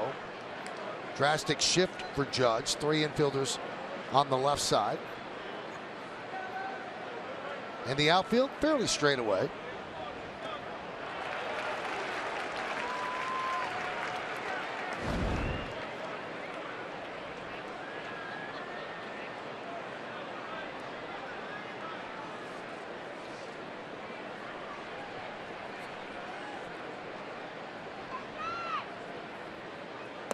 I asked Girardi today, is Judge the sort of player that, you know, with his strike zone and his swing, if he is an extreme high and extreme low guy, he goes, I haven't seen enough of him. He said, but you do know that when he goes off, he could really do some damage for a while. You mean like the Orioles first baseman? Yes. Chris Davis? He's got big league power, but right now he's just not making contact. 27 strikeouts in his last 47 at bats. A lot of that. Yeah, down and away. And one thing, he's going to have to make the adjustment because big league pitchers, they have the ability to put the ball just about where they want to most of the time. Not all of the time, but most of the time. And Judge works a walk. Here's Joe Girardi talking about Judge's start. You know, obviously you hope that everyone starts off like Gary Sanchez, but I don't think you make an evaluation on 50 or 60 at bats. I don't think that's fair to do. He's had his struggles lately. He's struck out a lot lately, but you know, he's got to fight through it. He works a walk, which is always a good sign. You know, something is, you know, minuscule as a walk to a hitter who hasn't been hitting. You getting on base. Here's Ronald Urias. Big cut, 0-1.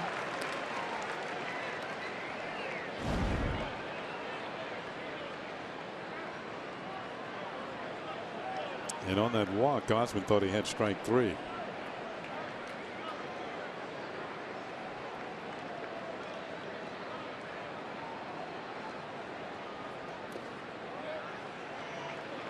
Yeah, the amazing thing about Judge, he is so even keeled. I mean, you walk by him, he could have 4 strikeouts in a game, and he has the same demeanor. He's never too high, never too low, which is an important thing. You don't know what's going on in the furnace, but you know, outwardly, he's very, very calm. Always has a smile on his face. You know, I'm just looking at him standing at first base. Now, Chris Davis is not a small man. he makes him look small.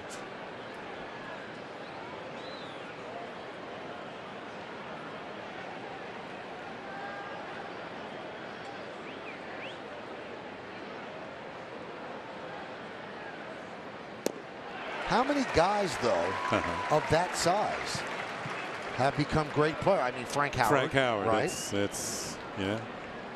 Dave Winfield was 6'6". Winfield was exceptional. But this is 6'7" and a half. This is a really big man. I mean, we've had pitchers bigger than that were great, like Randy Johnson. I think when we first saw Judge, the name Dave Winfield came up right away.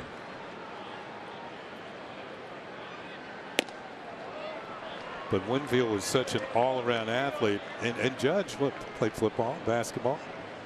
But Winfield was good enough to be drafted in all three of those sports. How about Kingman? I think he was about 6'6", right? Yeah, Kingman was big-time power. I believe over 400 home runs. 2-2. Chet, but a strike called late. Torre is down looking.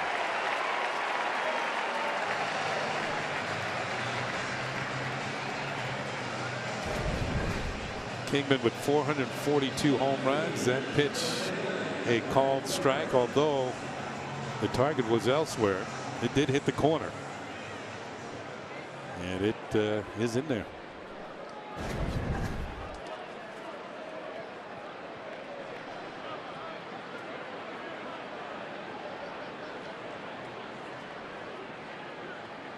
Dosman had 9 strikeouts last Sunday in New York. That was his season high. It tied it.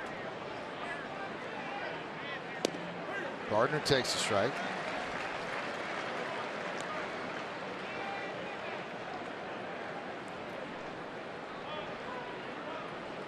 So 8 tonight. Couple of walks. But he's approaching 100 pitches. Still here in the 5th. 1-0 Orioles. Popped up. Left side and out of play. Now, the Yankees have seen a lot of Gosman this year. This is his 5th start against the Yankees.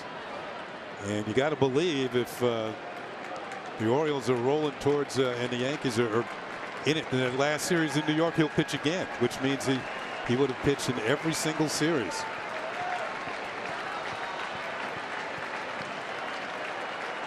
He is 1-1 with 2 no decisions.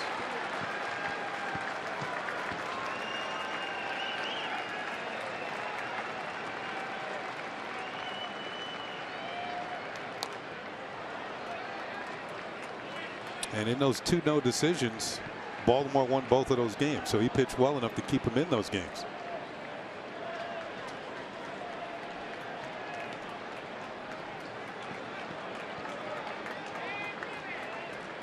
Gardner struck out in the 1st. Fly ball to left in the 4th. He's down 0-2 here with 2 outs in the 5th. Runner at first base.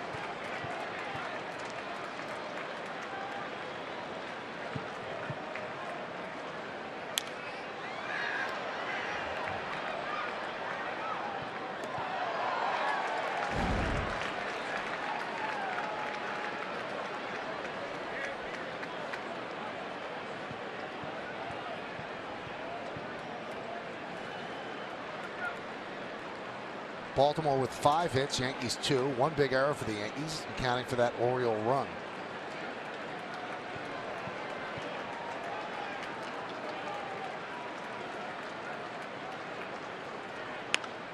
Look out.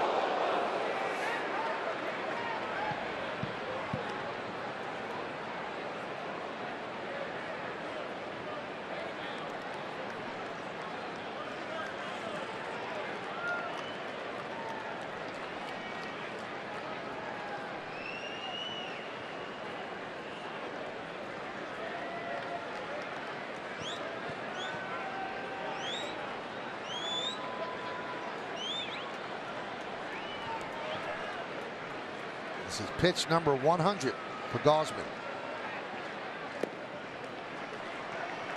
1-2.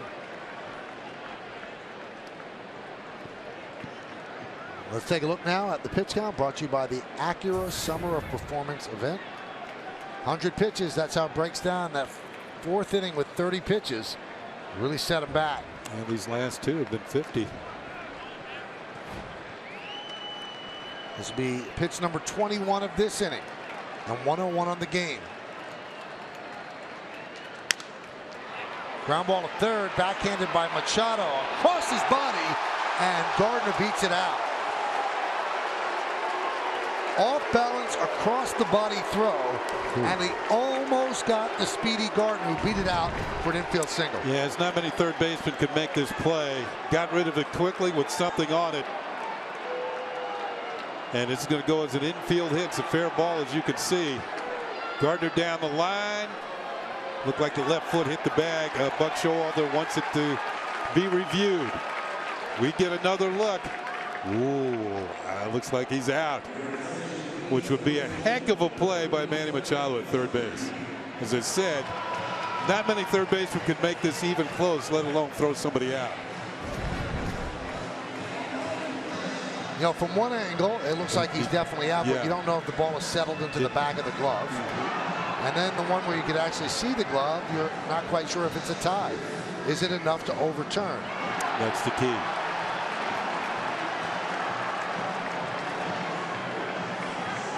So the crew chief, Jerry Davis, who made the call, comes down from first base. That was quick. That was quick. So a heck of a play by Manny Machado at third base. Well, he's a platinum glove winner, or platinum glove winner. And you have that platinum to make a play like that. Just outstanding. And a great stretch by Davis, and that sold it as well just before Gardner's foot came down. No runs, no hits, no errors, one man left. At the end of 4.5, we're halfway through. It's 1-0 O's.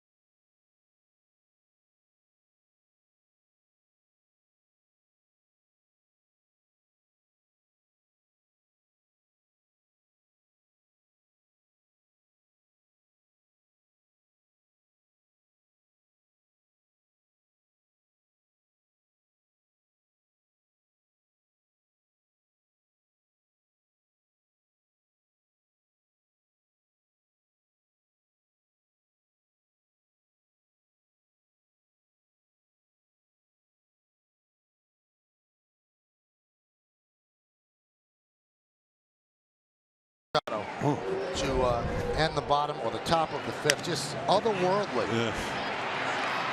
You know, we talked about this last night, Michael. He's going to be a free agent in a couple of years. You know, Manny started out as a shortstop. If I'm a team and he gets to that point, I tell him, you can play where you want. You want to play short? You play short for us. You want to play third? You play third for us. I'd say if you want to catch, you can catch for us. Unbelievable play. I mean, that was a flick of the wrist to get the ball across the diamond. And you know what? Gardner's one of the fastest runners in the league, and he got him. The 0-1. Hammered foul.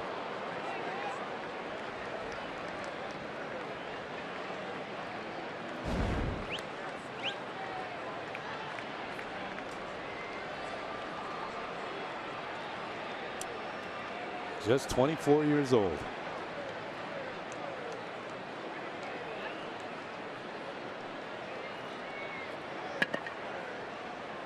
Now, we mentioned Gold Glove a lot, and then we occasionally drop in Platinum Glove. And what that means is that you're voted as the best defensive player in the league, regardless of position. So he's won that award. Those are the type of plays that he's made. He made a play at Yankee Stadium a couple of years ago where he ended up in the third base coaching box and threw somebody out.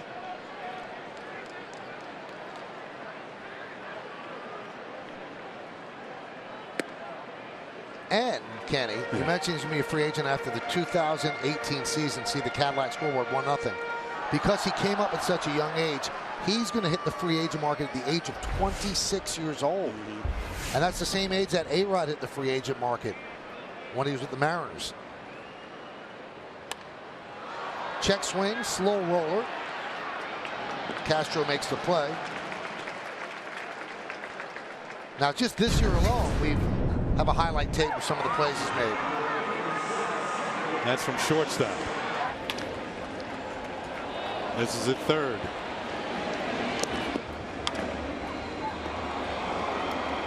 Oh, from no. his knee. Oh, my goodness. That's last night.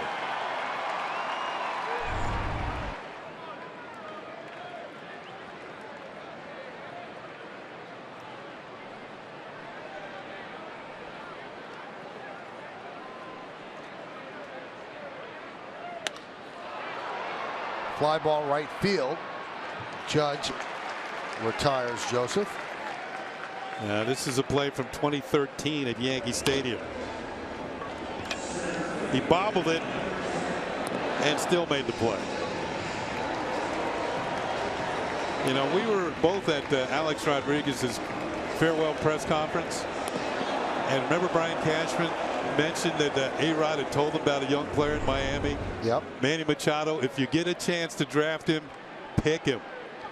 And that's why Machado wears number 13. Yeah, well, to honor A-Rod. Well, he didn't fall to the Yankees in the draft. The Orioles had a prior pick, and they took Manny. And he was drafted as a shortstop.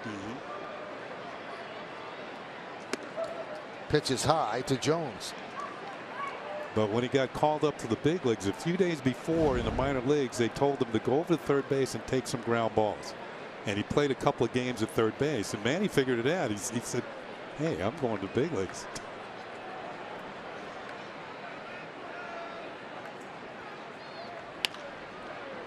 I think that just from the outside looking in, he probably creates greater matchup value as a shortstop. Because shortstops don't hit as many home runs, driving as many runs as him. So he becomes an outlier at that position. And even if you get an average third baseman, you're ahead of the game. You're saying it's easier to find a third baseman. Yeah. Yes.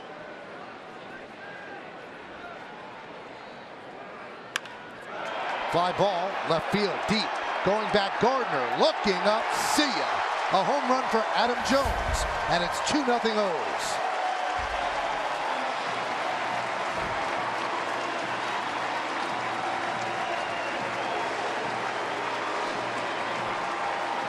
Well, to me, this is a Camden Yards home run because I don't think he hit this well at all. It didn't sound like it. It sounded like it was, I think it was on the label.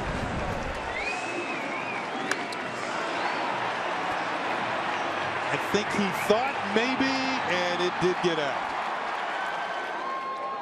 It didn't really have that sound to me. But it carried. Number 25 on the year for Adam Jones. Pitch outside to Pierce. Well, when you consider the great first half that CC had and how the numbers have declined in the second half, the thing that's happened in the second half is he's allowed the long ball. Yeah. But solo home runs are not going to beat you.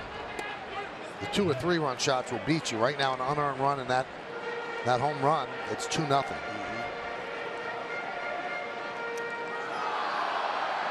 But CeCe's the type of pitcher now that he needs run support more than ever, as opposed to his younger days when he could just hold the line as long as necessary. Now, he didn't get any runs in New York on Sunday, and tonight against Gausman once again, the Yankees have not scored. Now, although Gausman's over 100 pitches, there's nobody up in the Oriole bullpen. Swing and a miss.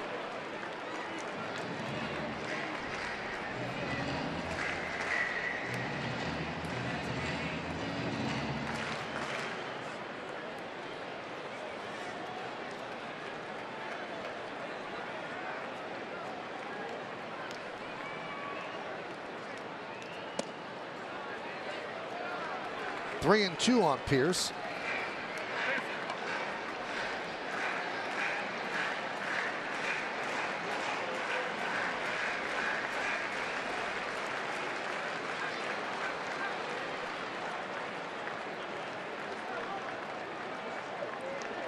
3-2. And Pierce works a walk. Second walk from CeCe.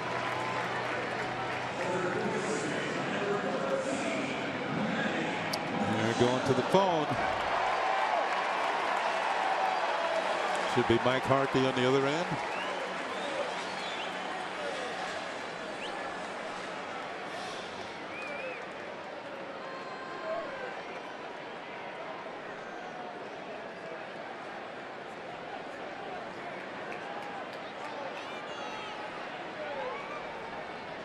Here is Machado.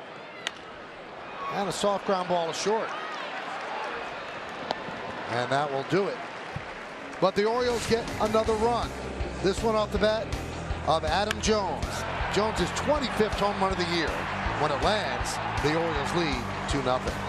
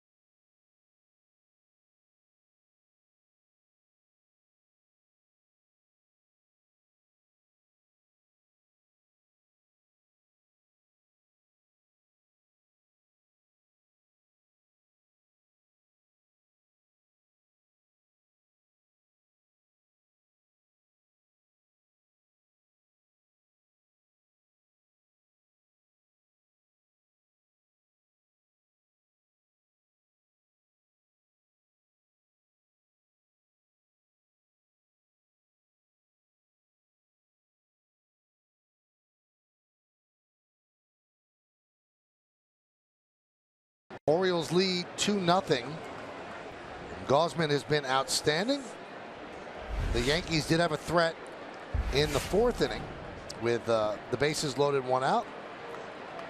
But Castro struck out on a pitch out of the strike zone on a 3-2 pitch, and then McCann with a fly ball left. That was the Yankees' only runner in scoring position.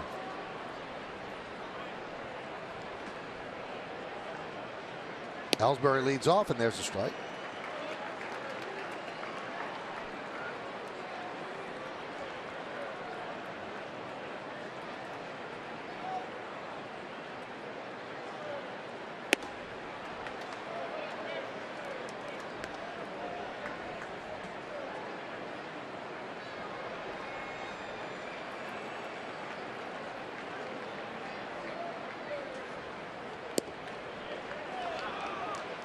Ellsbury showing a good eye. The last two pitches were close. Gets the call, jumps ahead on the count.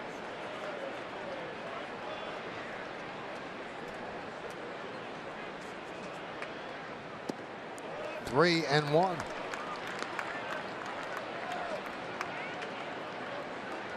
Find it a little strange that Showalter does not have anybody up in the bullpen.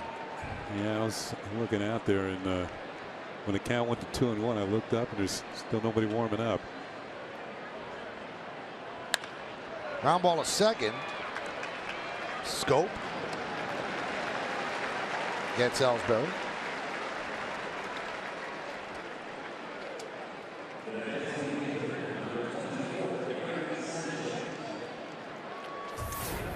Gausman has thrown as many as 116 pitches. That was back on July 23rd in a win against Cleveland.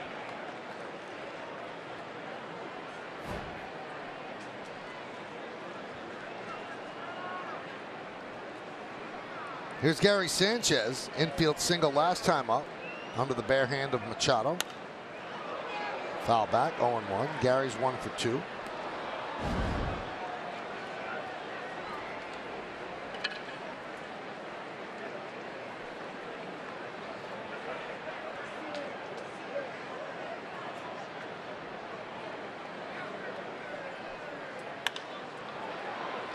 Oh, backhanded there by Scope. Wow. We're seeing some good defensive plays. That ball was scorched off the bat of Sanchez. Scope stays with it.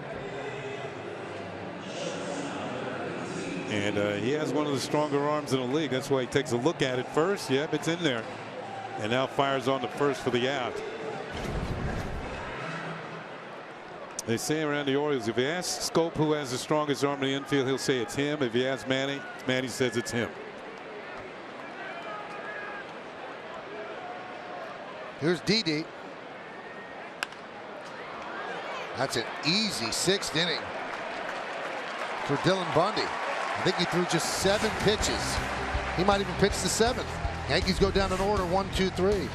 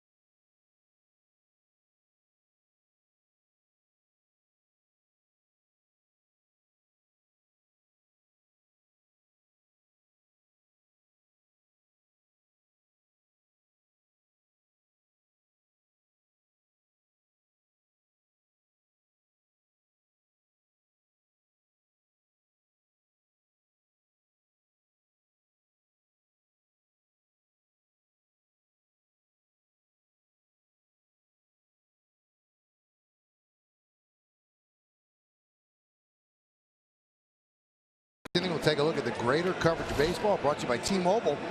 Clayton Kershaw, this is great news for the Dodgers. Rehab start tomorrow at Rancho Cucamonga, their A-ball affiliate. Chris Bryant, National League Player of the Month. What a month he had. A Gary Sanchez sort of month. And the St. Louis Cardinals have homered in 22 consecutive games, and that is a franchise record.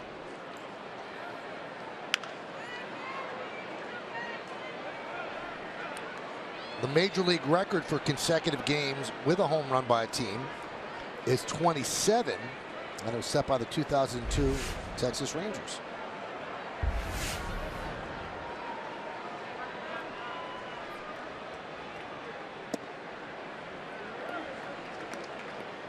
Oh, Michael, you were talking about the Orioles getting a bullpen up. There's Michael Givens.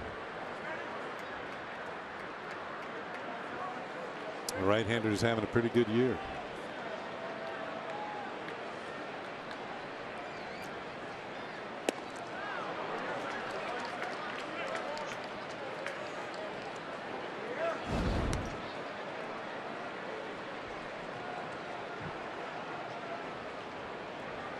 The Yankee bullpen is busy as well.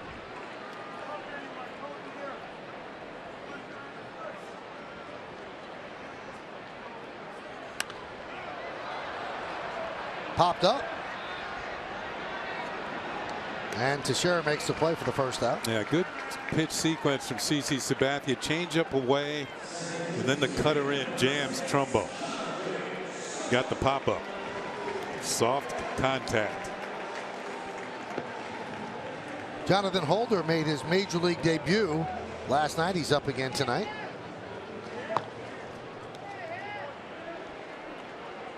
This has to be wearing on CeCe. You've got to get run support.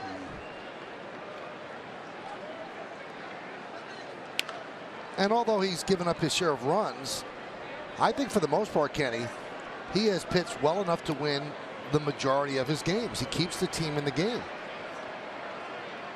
And although when he came to the Yankees in 2009, he was an ace, he's not an ace anymore. But don't look at his salary and what he once was. Look, is he a contributing pitcher? And he is. He takes the ball every 5 days and gives them a chance to win. There's a fly ball to center field. Ellsbury's there for the second out. And these last 2 starts, he's just happened to run into Gausman, who's, as we mentioned, is on a roll. He hasn't been giving up much of anything.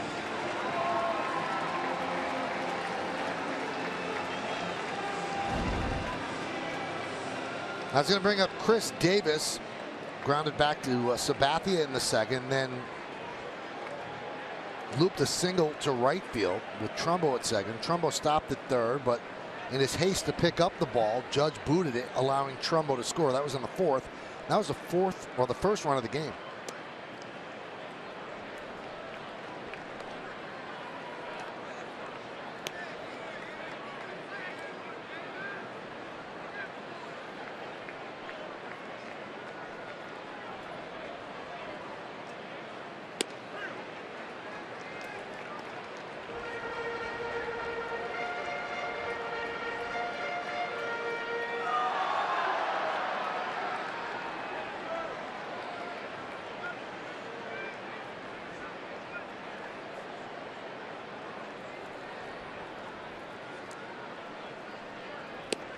Good breaking ball, drops in there for a strike. Yeah, back-to-back breaking balls in there. CeCe with a chance to expand the strike zone, get Davis to chase one.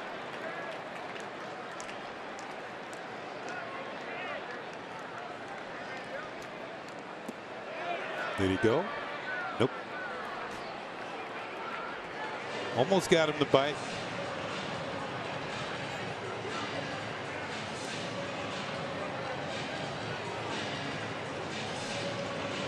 I'm looking at Aaron Judge out in right field, and he seems to be particularly shallow for somebody with the power of Davis. But I think back to my days of playing in Montreal at Old Jerry Park, and when Willie Stargell would come to the plate, and Gene Mock said, play in because you might catch a line drive. If he hits one well, you're not going to get it anyway. Makes sense. Yeah. Wide guard against a home run. Yeah.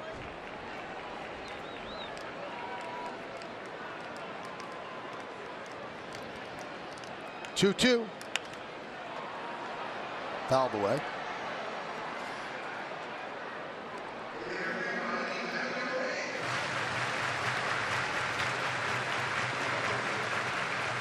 Two nothing Baltimore. Bottom of the 6th inning. Middle game of the 3-game set. Yankees took 2 out of 3 from Baltimore at the stadium. That was last weekend. 2-2. Another foul ball.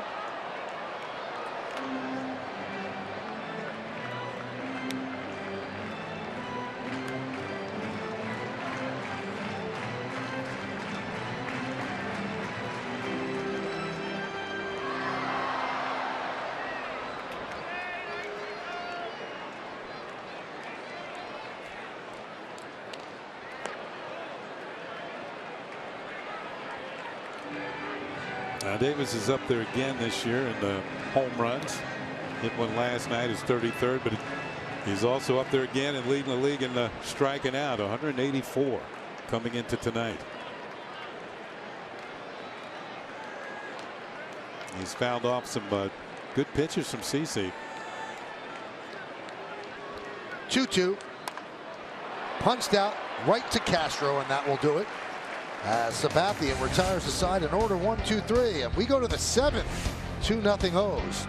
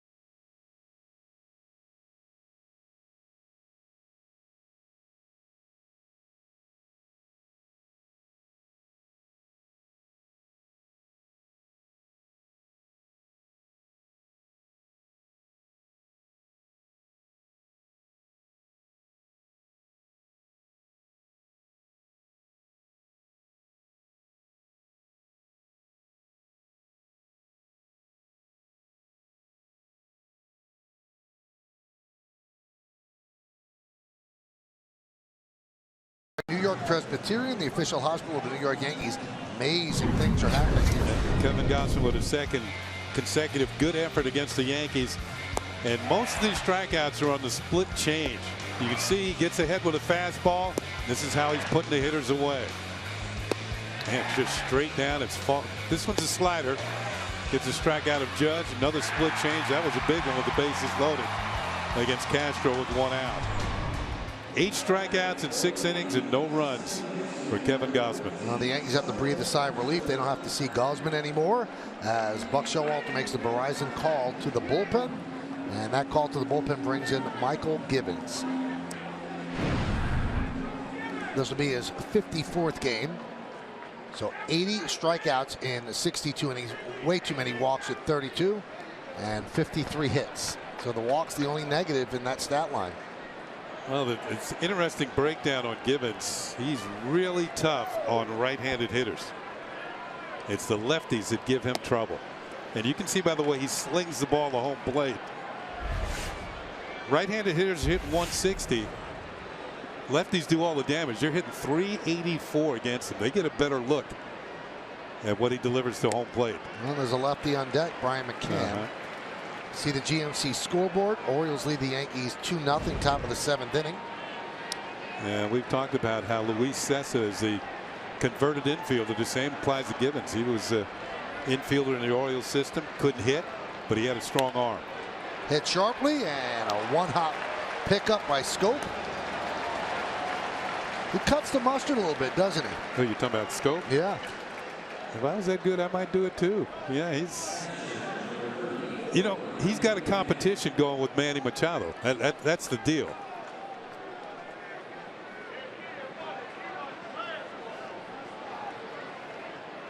He's a good player. Here's Brian McCann.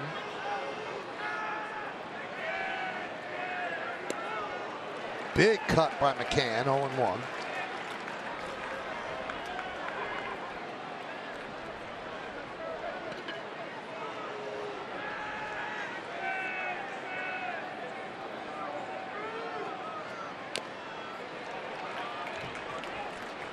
Adam Warren is up in the Yankee bullpen.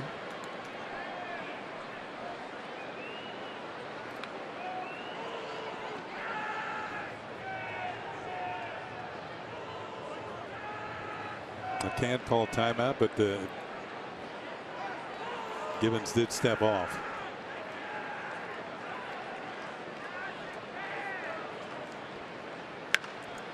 That one is laced to left field. That is going to be a foul ball.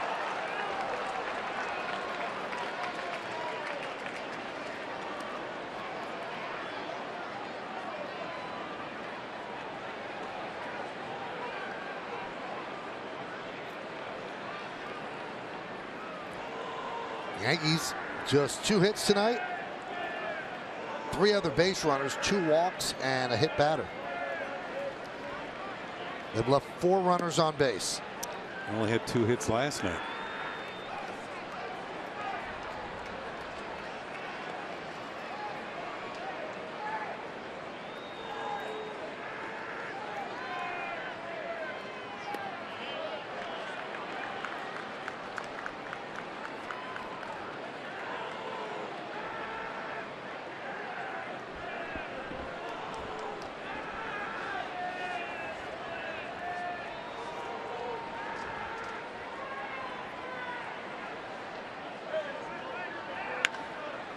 Slice the other way, and another foul ball.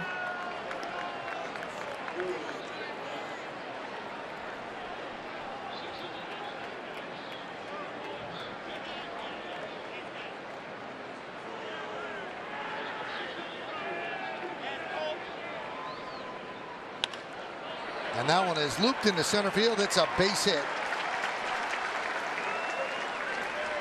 for McCann. More importantly, with the base hit, he brings Teixeira up as a tying run.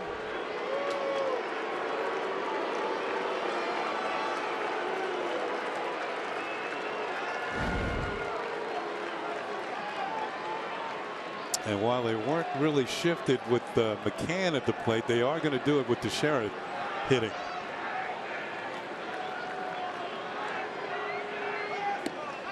Missed inside.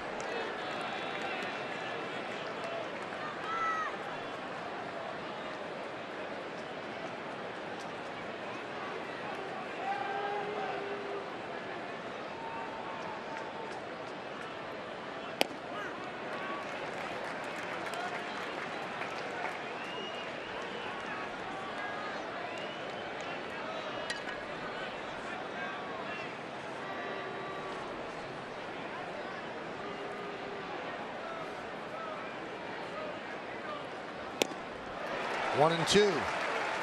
That was an off-speed pitch. Gibbons doesn't feature many of them, but we've seen it a lot tonight. We saw it from Gausman quite a bit. See the little dip at the end on that one. 1-2. Back to Gibbons. There's one. And there's two. So Teixeira wraps into the inning-ending double play. Time for the 7th inning stretch here in Baltimore. 2-0 O's.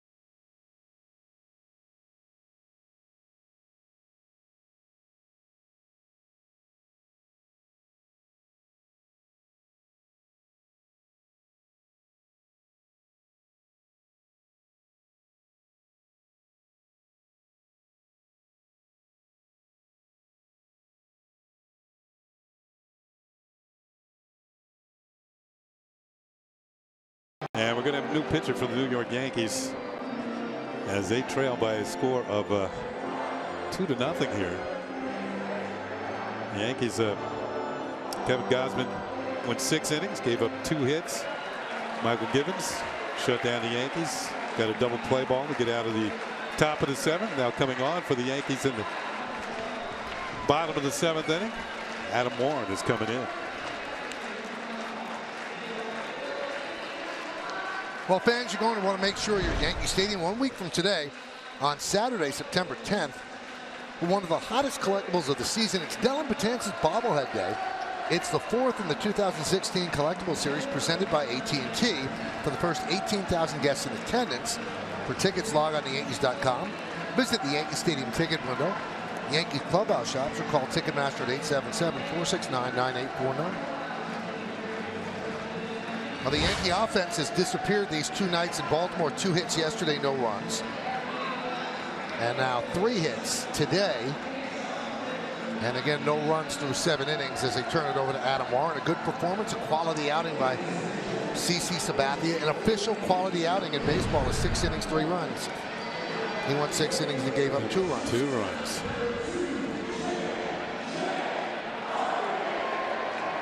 There are the numbers on Adam Warren. This will be his 46th appearance. Those are his numbers with the Cubs and back here with the Yankees.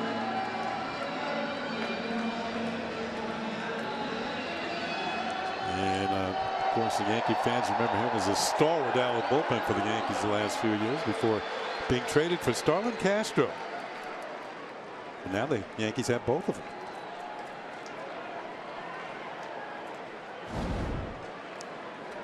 There's J.J. Hardy to start it off. It'll be the bottom third of the order against Warren. And a strike from Warren. GMC scoreboard 2-0 Orioles.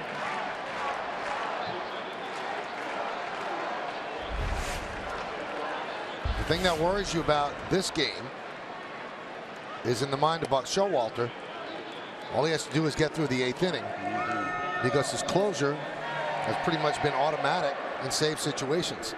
And with the absence of Darren O'Day, Brad Brock has taken over as the primary setup man, the 8th inning guy. Line down the left field line. It's a base hit. Hardy makes the turn, and he picks up his 2nd hit of the night.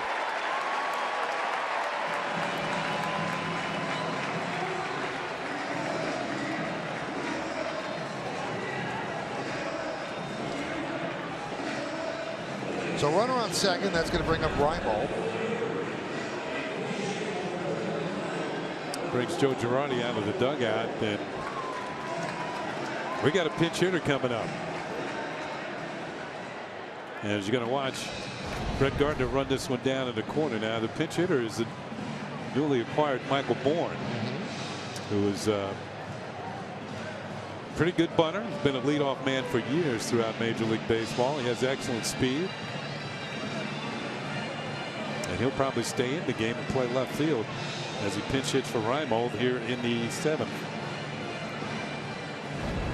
Both Bourne and Stubbs, who came over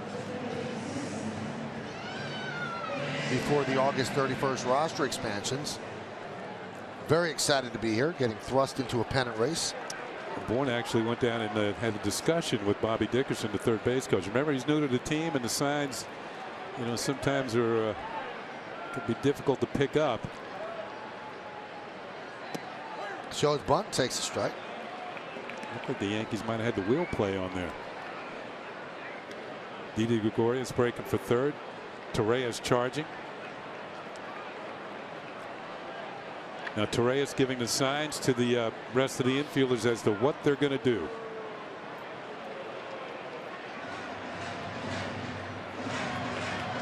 Now sometimes you put the wheel play on twice in a row, the other team will take off the bunt sign and give the hitter the choice of slapping the ball the other way through the vacated hole at shortstop. Pitch low and away.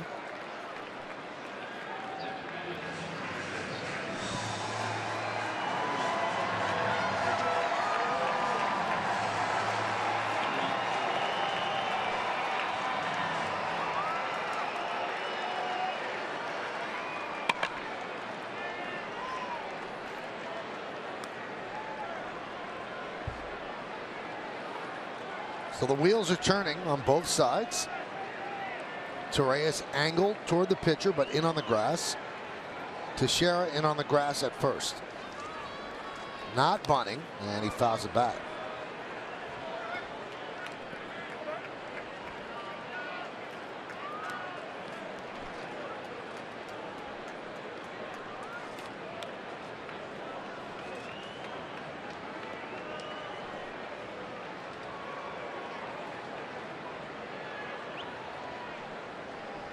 Hardy leads off 2nd.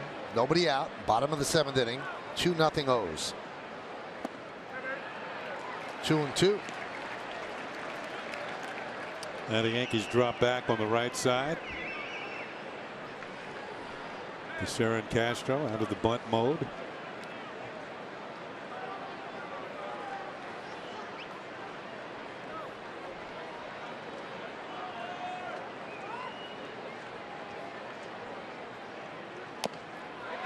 And that one is a Baltimore chop. A double clutch by Warren, and Bourne beats it out.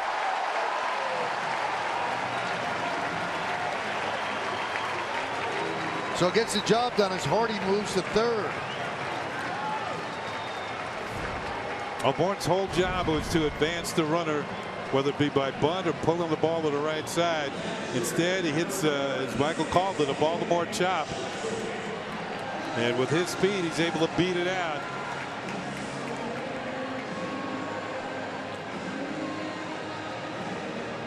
So they give him a hit. Yep. Although Warren did not double clutch, he's out.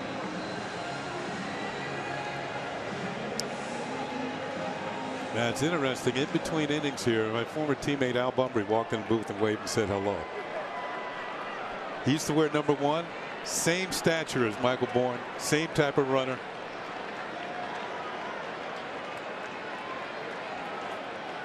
So here's Joseph.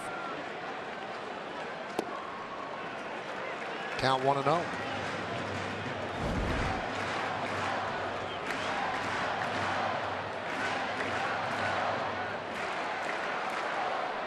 A fly ball to center, fly ball to right.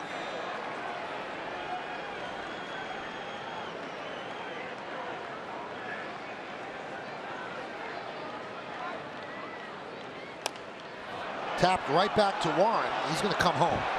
And that was the play as they run Hardy back to third. He's tagged out, and the throw to third keeps the runner at second. So the Yankees executed that well.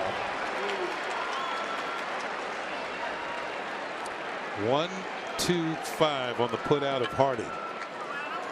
And Caleb Joseph must be thinking, what can I do to get a run batted in? Check swing. Warren looks at first and then comes home.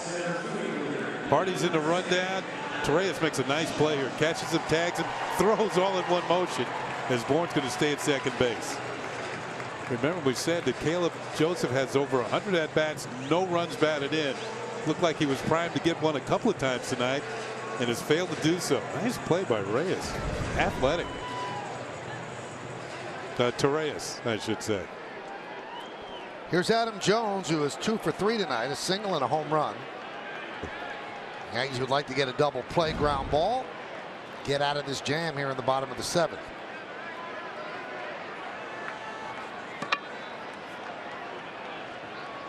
Crowd of 30,855 on this Saturday night.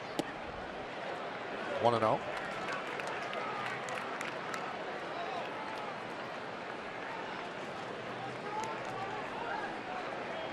Lefty specialist Tommy Lane is up for the Yankees.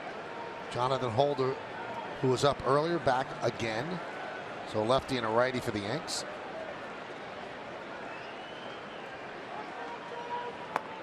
Swing and a miss.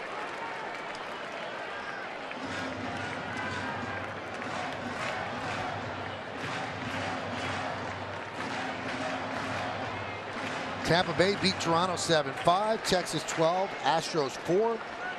And in the bottom of the 7th inning, Kansas City leads Detroit 3-1. Boston just underway in Oakland, and the Red Sox have already scored 2 against the A's. And they're in the bottom of the 1st.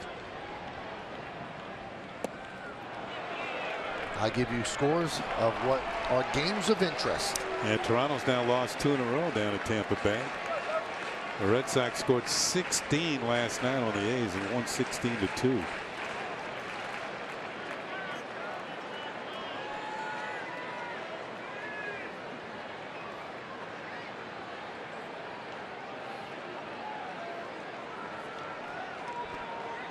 Bourne at second, very good speed. Joseph at first.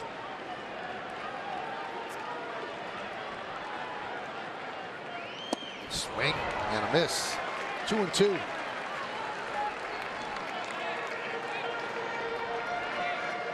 It looked like Jones chased something out of the strike zone. We'll take another look. He's oh man, good two-seam fastball. Adam Warren trying to get that ground ball.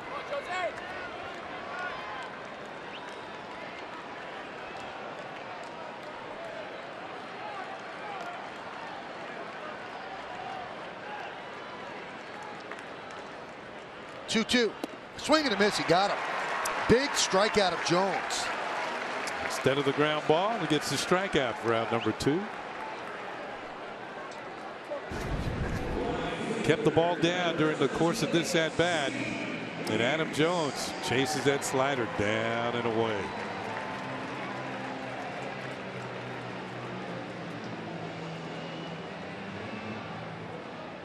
Good look at it there. I mean, it was out of the strike zone on its way to home plate. Jones followed it. Here's Steve Pearce. Pearce 0 for 2 with a walk. Now 2 men down.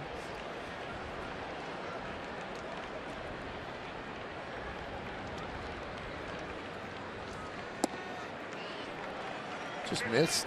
1-0.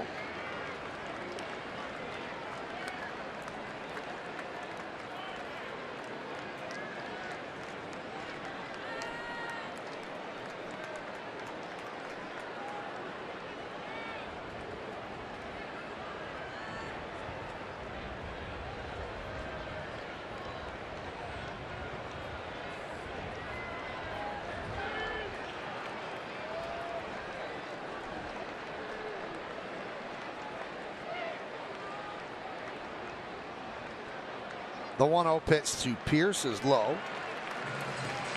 2-0. Want to get Pearce. We've got Manny Machado on deck, and now McCann will go out and talk with Adam Warren.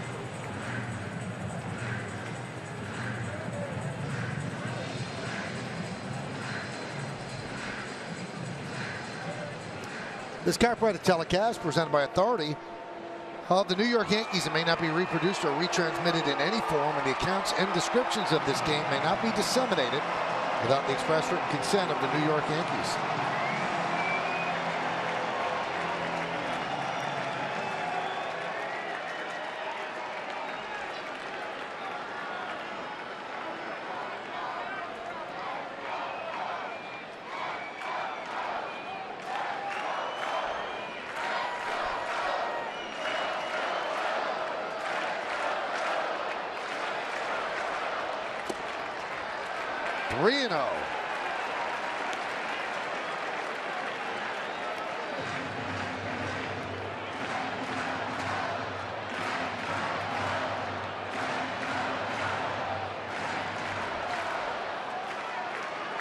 Robbie Thompson talking with Eric Young Jr. and prior to that he was talking to Aaron Hicks, and probably about defensive situations, base runners. Remember, Robbie used to be the third base coach for the Yankees before becoming a bench coach. See if they green light Pearce. He takes ball 4 and the bases are loaded. And just as you feared, Michael, you didn't want Manny Machado coming up in this situation, but he will.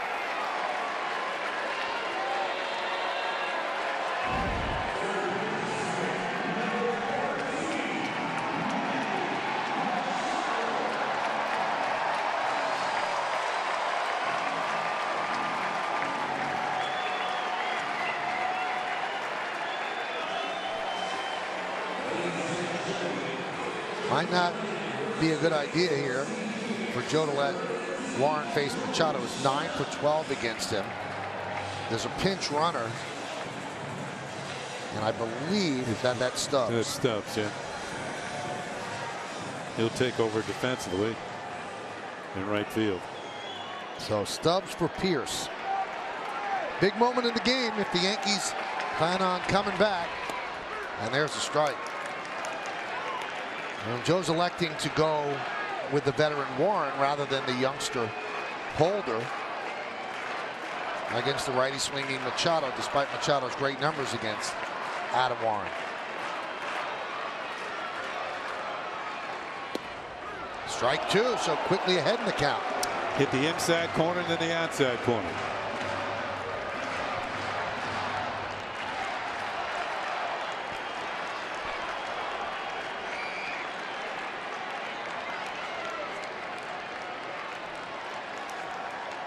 Big pitch upcoming.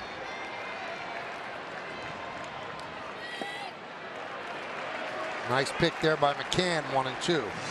So tried to get him to chase on 0-2. You've got the major league leading home run hitter on deck, Mark Trumbo. Kind of an unforgiving Oriole lineup. Danger lurks.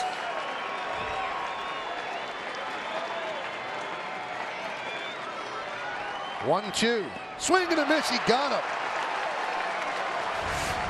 So terrible numbers against Machado, but he strikes him out with the bases loaded. Orioles have first and third, nobody out, they don't score.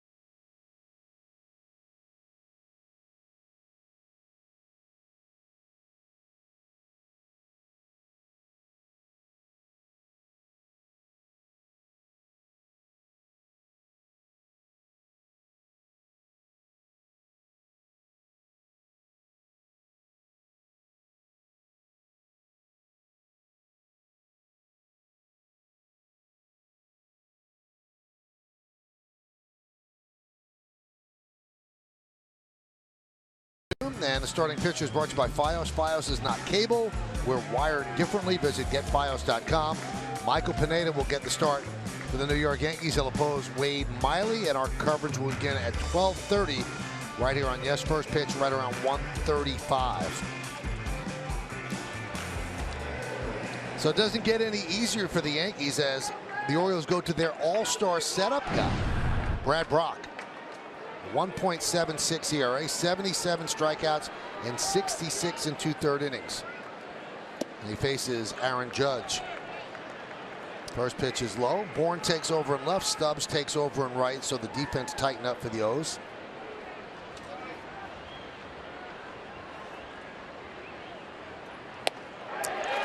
Not only do Givens and Brock throw pretty hard, they both have funky deliveries. And Brock is a little taller, a little leaner, but it's all like all arms and legs flying at you. Plus, he's got a mid-90s fastball. Tough on right-handers. 1-2. 2-0 Orioles. We are in the 8th. It'll be Judge, then Headley is on deck to pinch it for Torreyes and Gardner.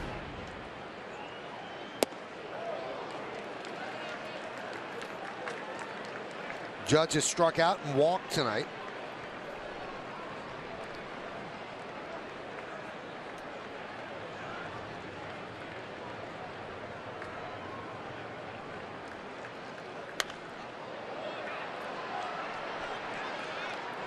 Fouled away, 2-2.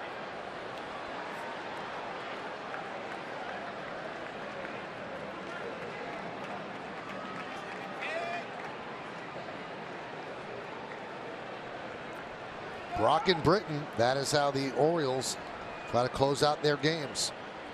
2-2. Swing and a miss. Judge down on strikes. See where this pitch is located. Drops out of the zone. Looked like a changeup of some sort. Judge swings over the top. Yep, there's the changeup grip. You see all the fingers on the ball. Throw it as hard as you can, and it won't get there. You kind of choke off the power with the grip. Headley pinch hitting for Torreyes takes low.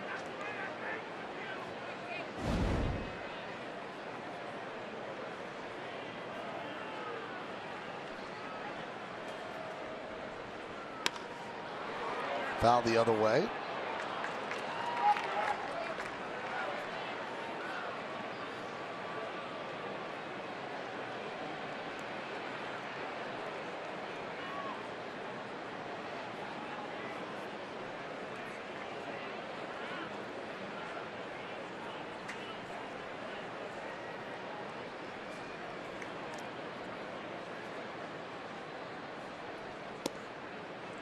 2-1.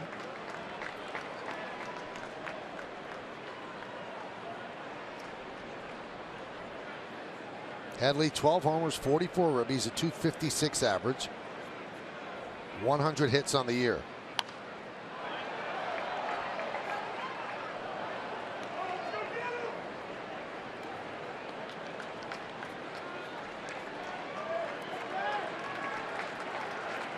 Each and every one of these games down the stretch is so important. You are in the home stretch, and you've got to win games, and the Yankees have been doing that, winning series after series, but now that hanging in the balance against one of the teams in front of them. Now on a humpback one-hopper into right field, and it's going to be a base hit for Headley. Wasn't a clean throw there by Scope. Wasn't a clean throw, and it looked like the ball took an erratic hop once it got near him. Well, he had a little spin on it, a little English. Got rid of it quickly. Davis couldn't come up with it. Even the strong arm of Scope couldn't prevent this base hit.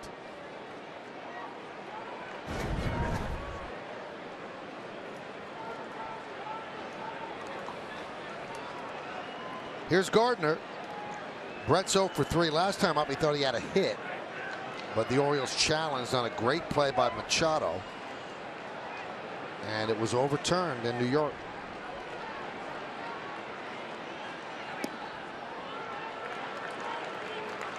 One and 0.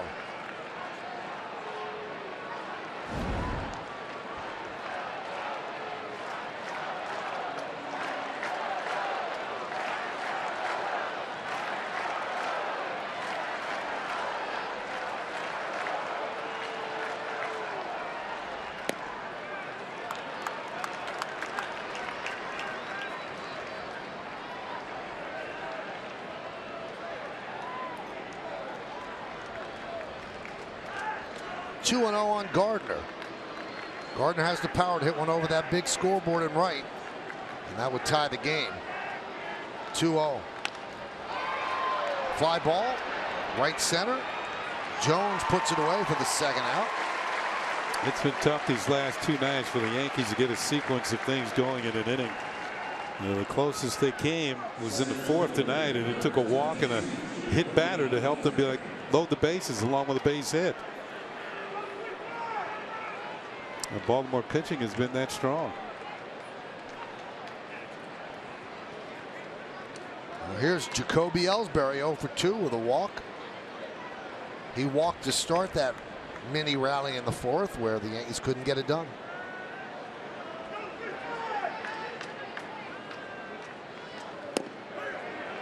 A strike that clips the outside corner. 0-1.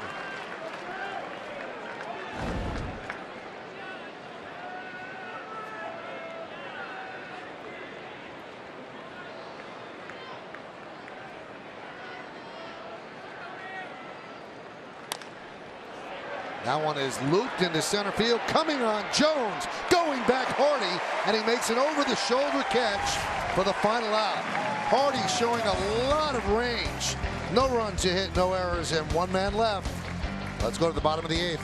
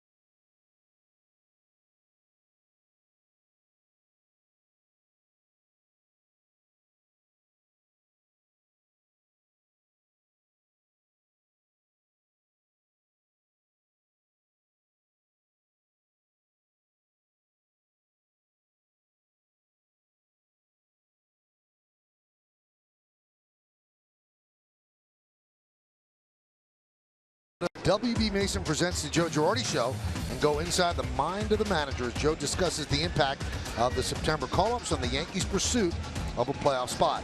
That's all new tomorrow at 5:30 after Yankees coverage only on Yes. New pitcher for the Yankees is Tyler Clippard, as he hasn't pitched in a couple of days, so they bring him in to keep it here at 2-0.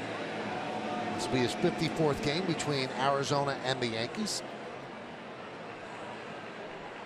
And he'll face Trumbo, Scope, and Davis. Hyundai scoreboard 2-0 O's. Trumbo's 1 for 3, a double and a run scored.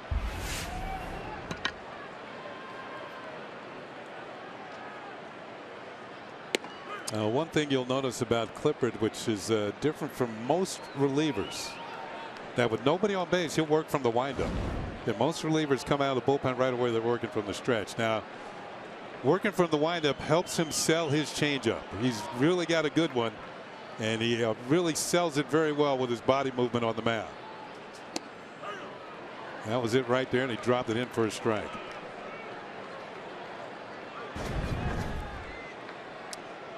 Most relievers work from the stretch. That's a good changeup right there.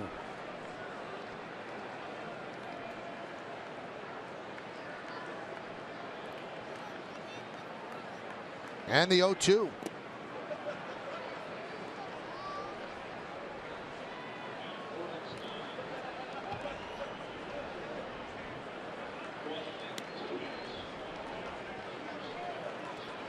The closer, Zach Britton, is up.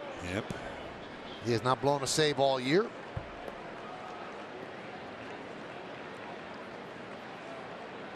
It's the guy you try and avoid.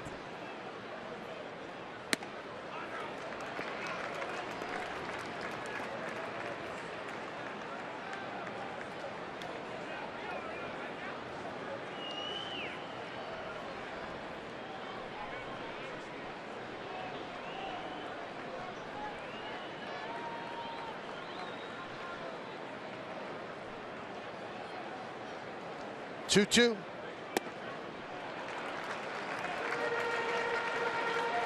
It's going from 0-2 to 3-2.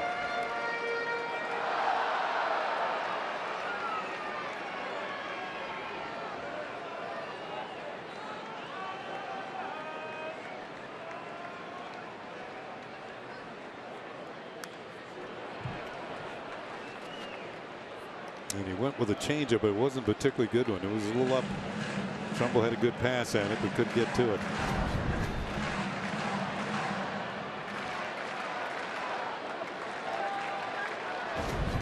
Wasn't quite fooled on that one.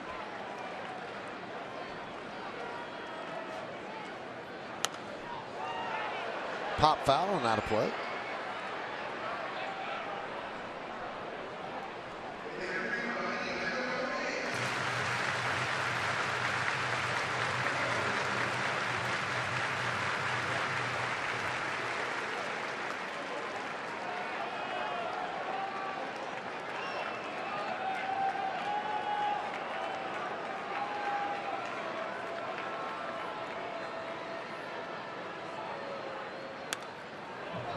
Working it.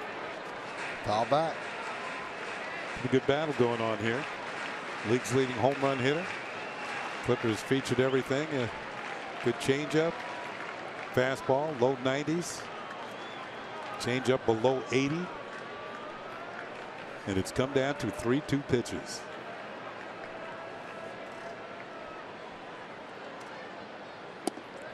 Just missed. Good at bat for Trumbo as he works a leadoff walk.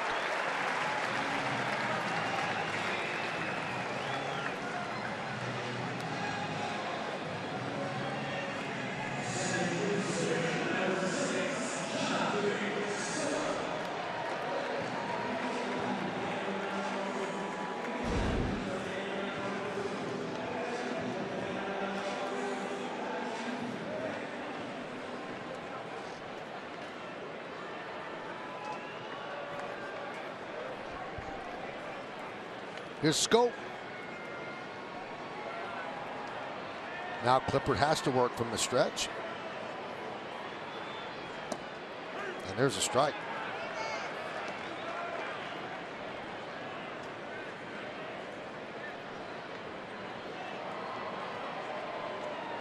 And McCann has a word. I'll tell you what type of year that Sculp is having as they go over the discussion here. They want to try and get him to roll over. 12 game-winning hits, 12 game-winning RBIs. And that's tied with Chris Davis for the team lead. That used to be an official statistic. Game-winning runs batted in. I think it was wisely removed because if you drove in a run in the first inning and then your team never lost the lead, it was considered game-winning RBI. That's why I liked hitting in the first inning. It happened a lot. Popped up. And Judge makes the play. One down. And I think one reason they did away with that stat as an official because the same players had a tendency to get all of them. Right. And, you know, it's a negotiating clause.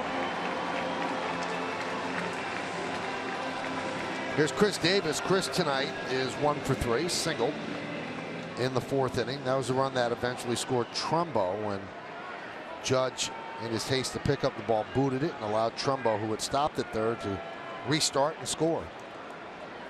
That's one run, and the Adam Jones home run, another run. That's the scoring in the game right now. In the bottom of the 8th. Pitch is low to Davis.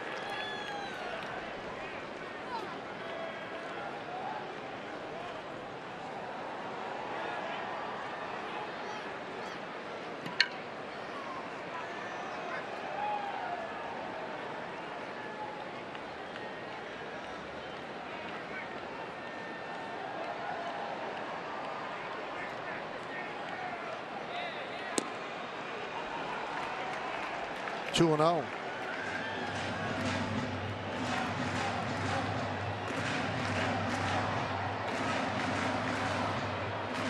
You look out there at the warehouse, and I believe they almost tore that down before they built this ballpark. Almost did.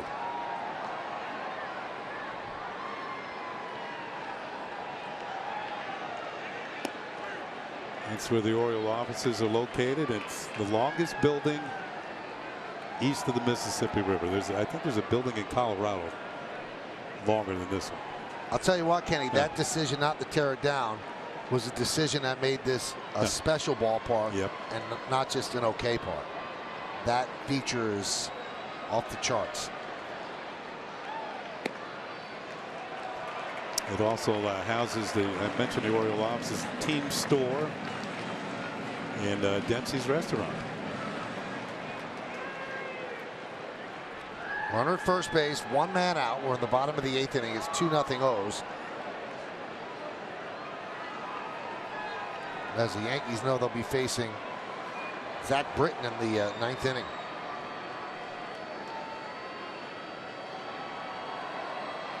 If they hold it here.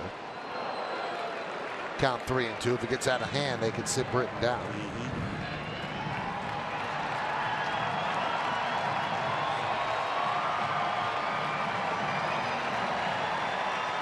Davis is out taking early batting practice today before the game, and the same last night. He'd been battling a slump coming into this series.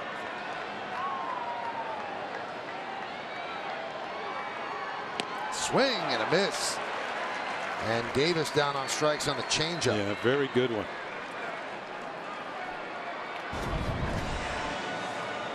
Three-two change. And he waves right on through it. Strikeout number 185. Jason Shreve is up.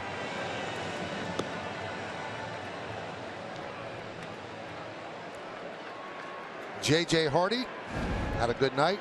2 for 3, single and a double. Made a nice play over the shoulder to end the top of the 8th at shortstop. Also has become a fan favorite here in Baltimore. Every time he comes up, every time his name is announced, the entire crowd joins in and goes, J. Hardy.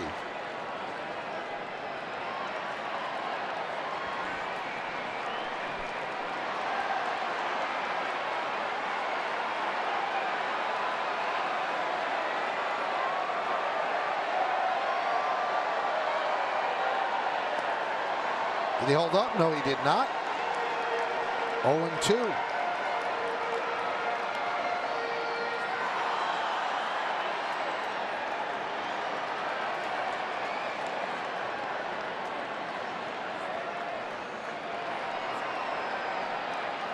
Trumbo's at first, now with 2 outs, and an 0-2 count on the 7th batter in the Orioles lineup, J.J. Hardy.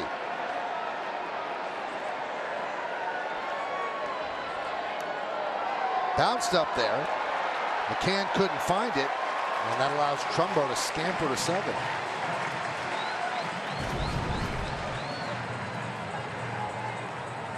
Well, that might have been even less than a 55-footer. Good reaction from Trumbo at first base.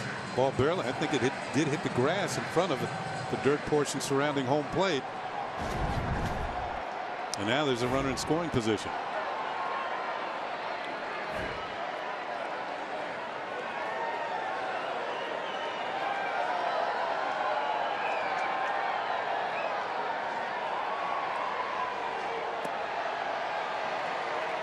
Two and two.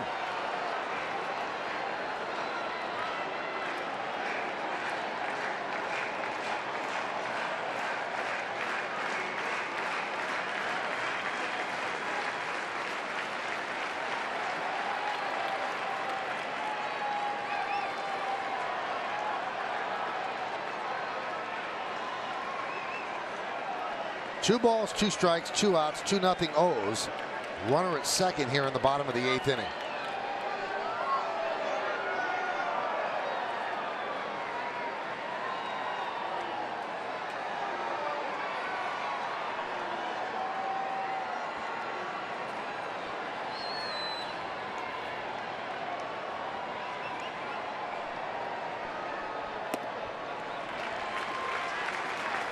Now 3-2.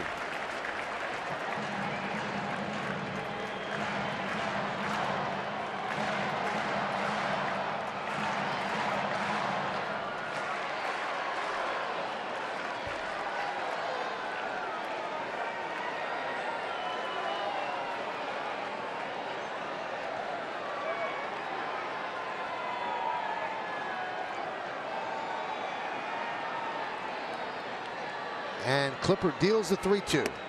He walked him.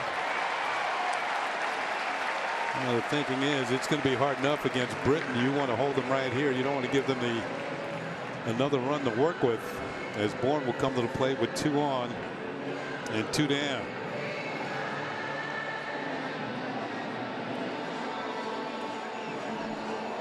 Not quite sure, Kenny, why Shreve would be up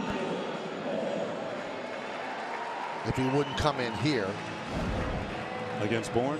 I mean, obviously, Yeah. a guy with a changeup, it's perfect against the lefty because he's moving away from him anyway. But I'm not saying that Clippard should be taken out, but I wonder why Shreve is up then.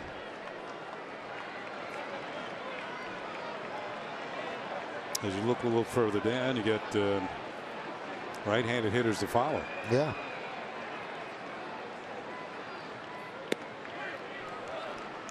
Bourne pinch hit in the 7th inning and hit a Baltimore chop right back to Warren, and Warren double clutch for it, and that allowed him to reach first with a single. That's Bourne.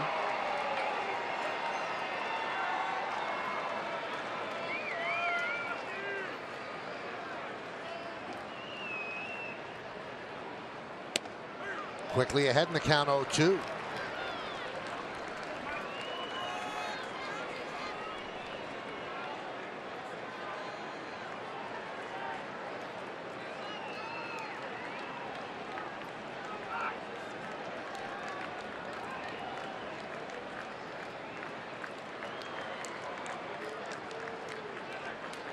The 0-2. Swing and a miss. Bourne down on strikes. No runs, no hits, 2 walks, and 2 men left. Yankees will try to come back against Zach Britton.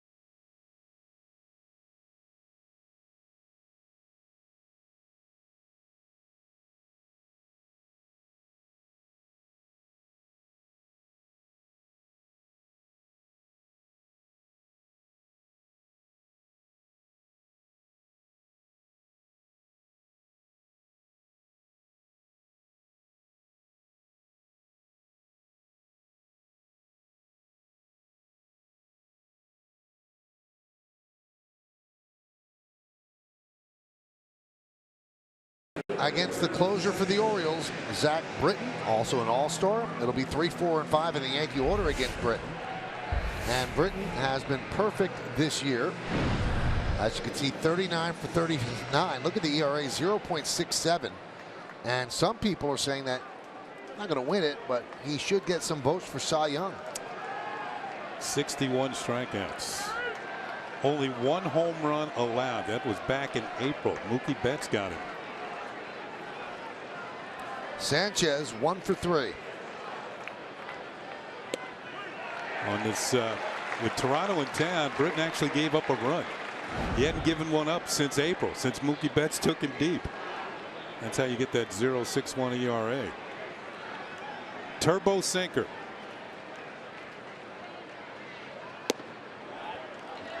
And that's all he throws. That's pretty much it. Yeah. Here it is, and very few pitchers have gone through a career throwing just one pitch. We know one pitcher who did it. That's Mo, although Mo did start, going backdoor cutter, and it's the same pitch, but he threw it differently. But this is just a hard sinker, and it just moves. It explodes. It's hard to get the ball in the air against him. If he's not striking you out, the ball's usually hit on the ground.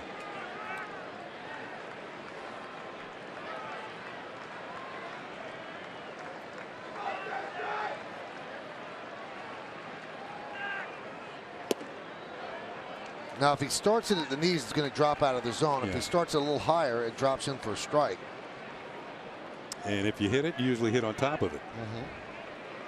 2-2 on Sanchez. Sanchez, Gregorius, and Castro here in the ninth. Sanchez steps off. Britton is essentially a failed starter. Yeah.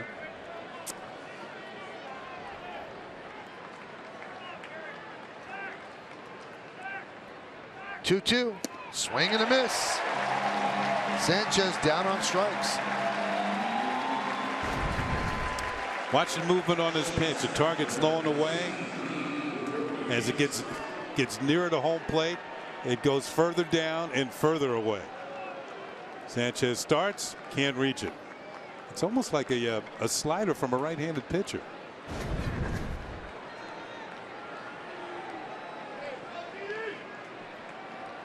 So here's Didi.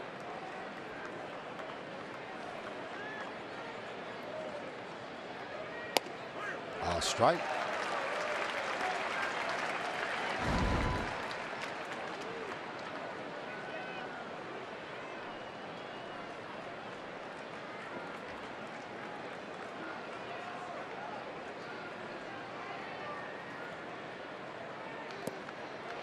One and one. And there was a breaking ball.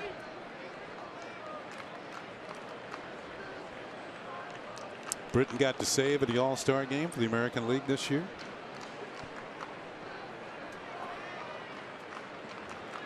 It used to be when the American League was in those situations, they had to go to Mo.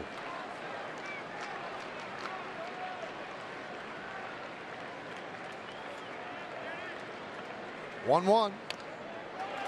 1-2.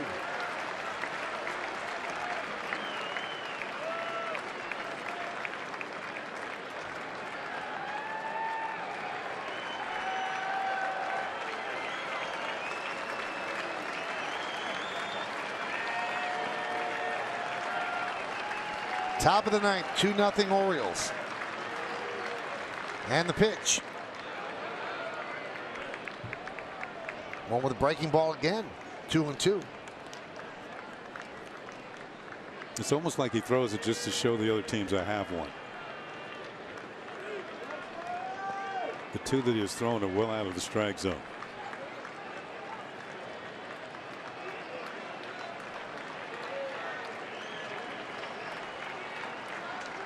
Two. Slow roller to Scope. And the Yankees are down to their final out. Well, stick around after that final out for the WB Mason postgame. Bob Lorenz and David Cohn are back in the studio with highlights and complete analysis from tonight's showdown with the O's. Plus, hear the reaction from the clubhouse. It's all coming up on the postgame only on Yes. So a strikeout of Sanchez, a soft ground ball by Gregorius, and Here's Castro. Sterling's 1 for 3 tonight.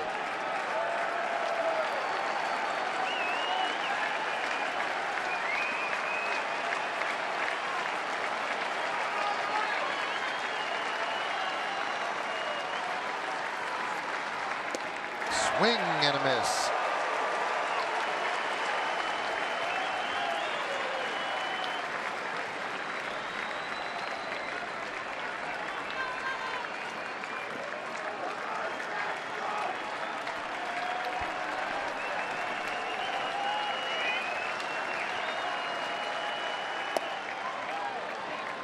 Yankees have managed just 4 hits. Gosman started. Givens the 7th. Brock the 8th. Britton here in the 9th. 2 outs, nobody on. McCann's on deck. The 1-1. 2-1. Yankees need a base runner to bring the tying run up to the plate. A few years ago, Michael, you talked about Britton being switched from a starter to a reliever, and then he became the closer. And even after he began to close and had some success, somebody asked him if he wanted to start again. He said yes. But now I think he's totally involved in being the closer of this team. 3-1 now on Castro.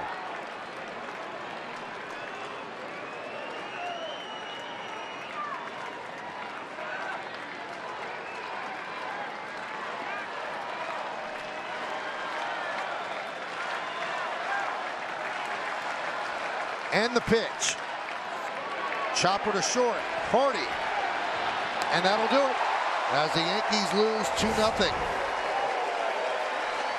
So they lose the first 2 games of this 3-game set, and they are going to try to avoid a sweep with a game tomorrow afternoon. Offense has done nothing over the first 2 games. They have been shut out twice.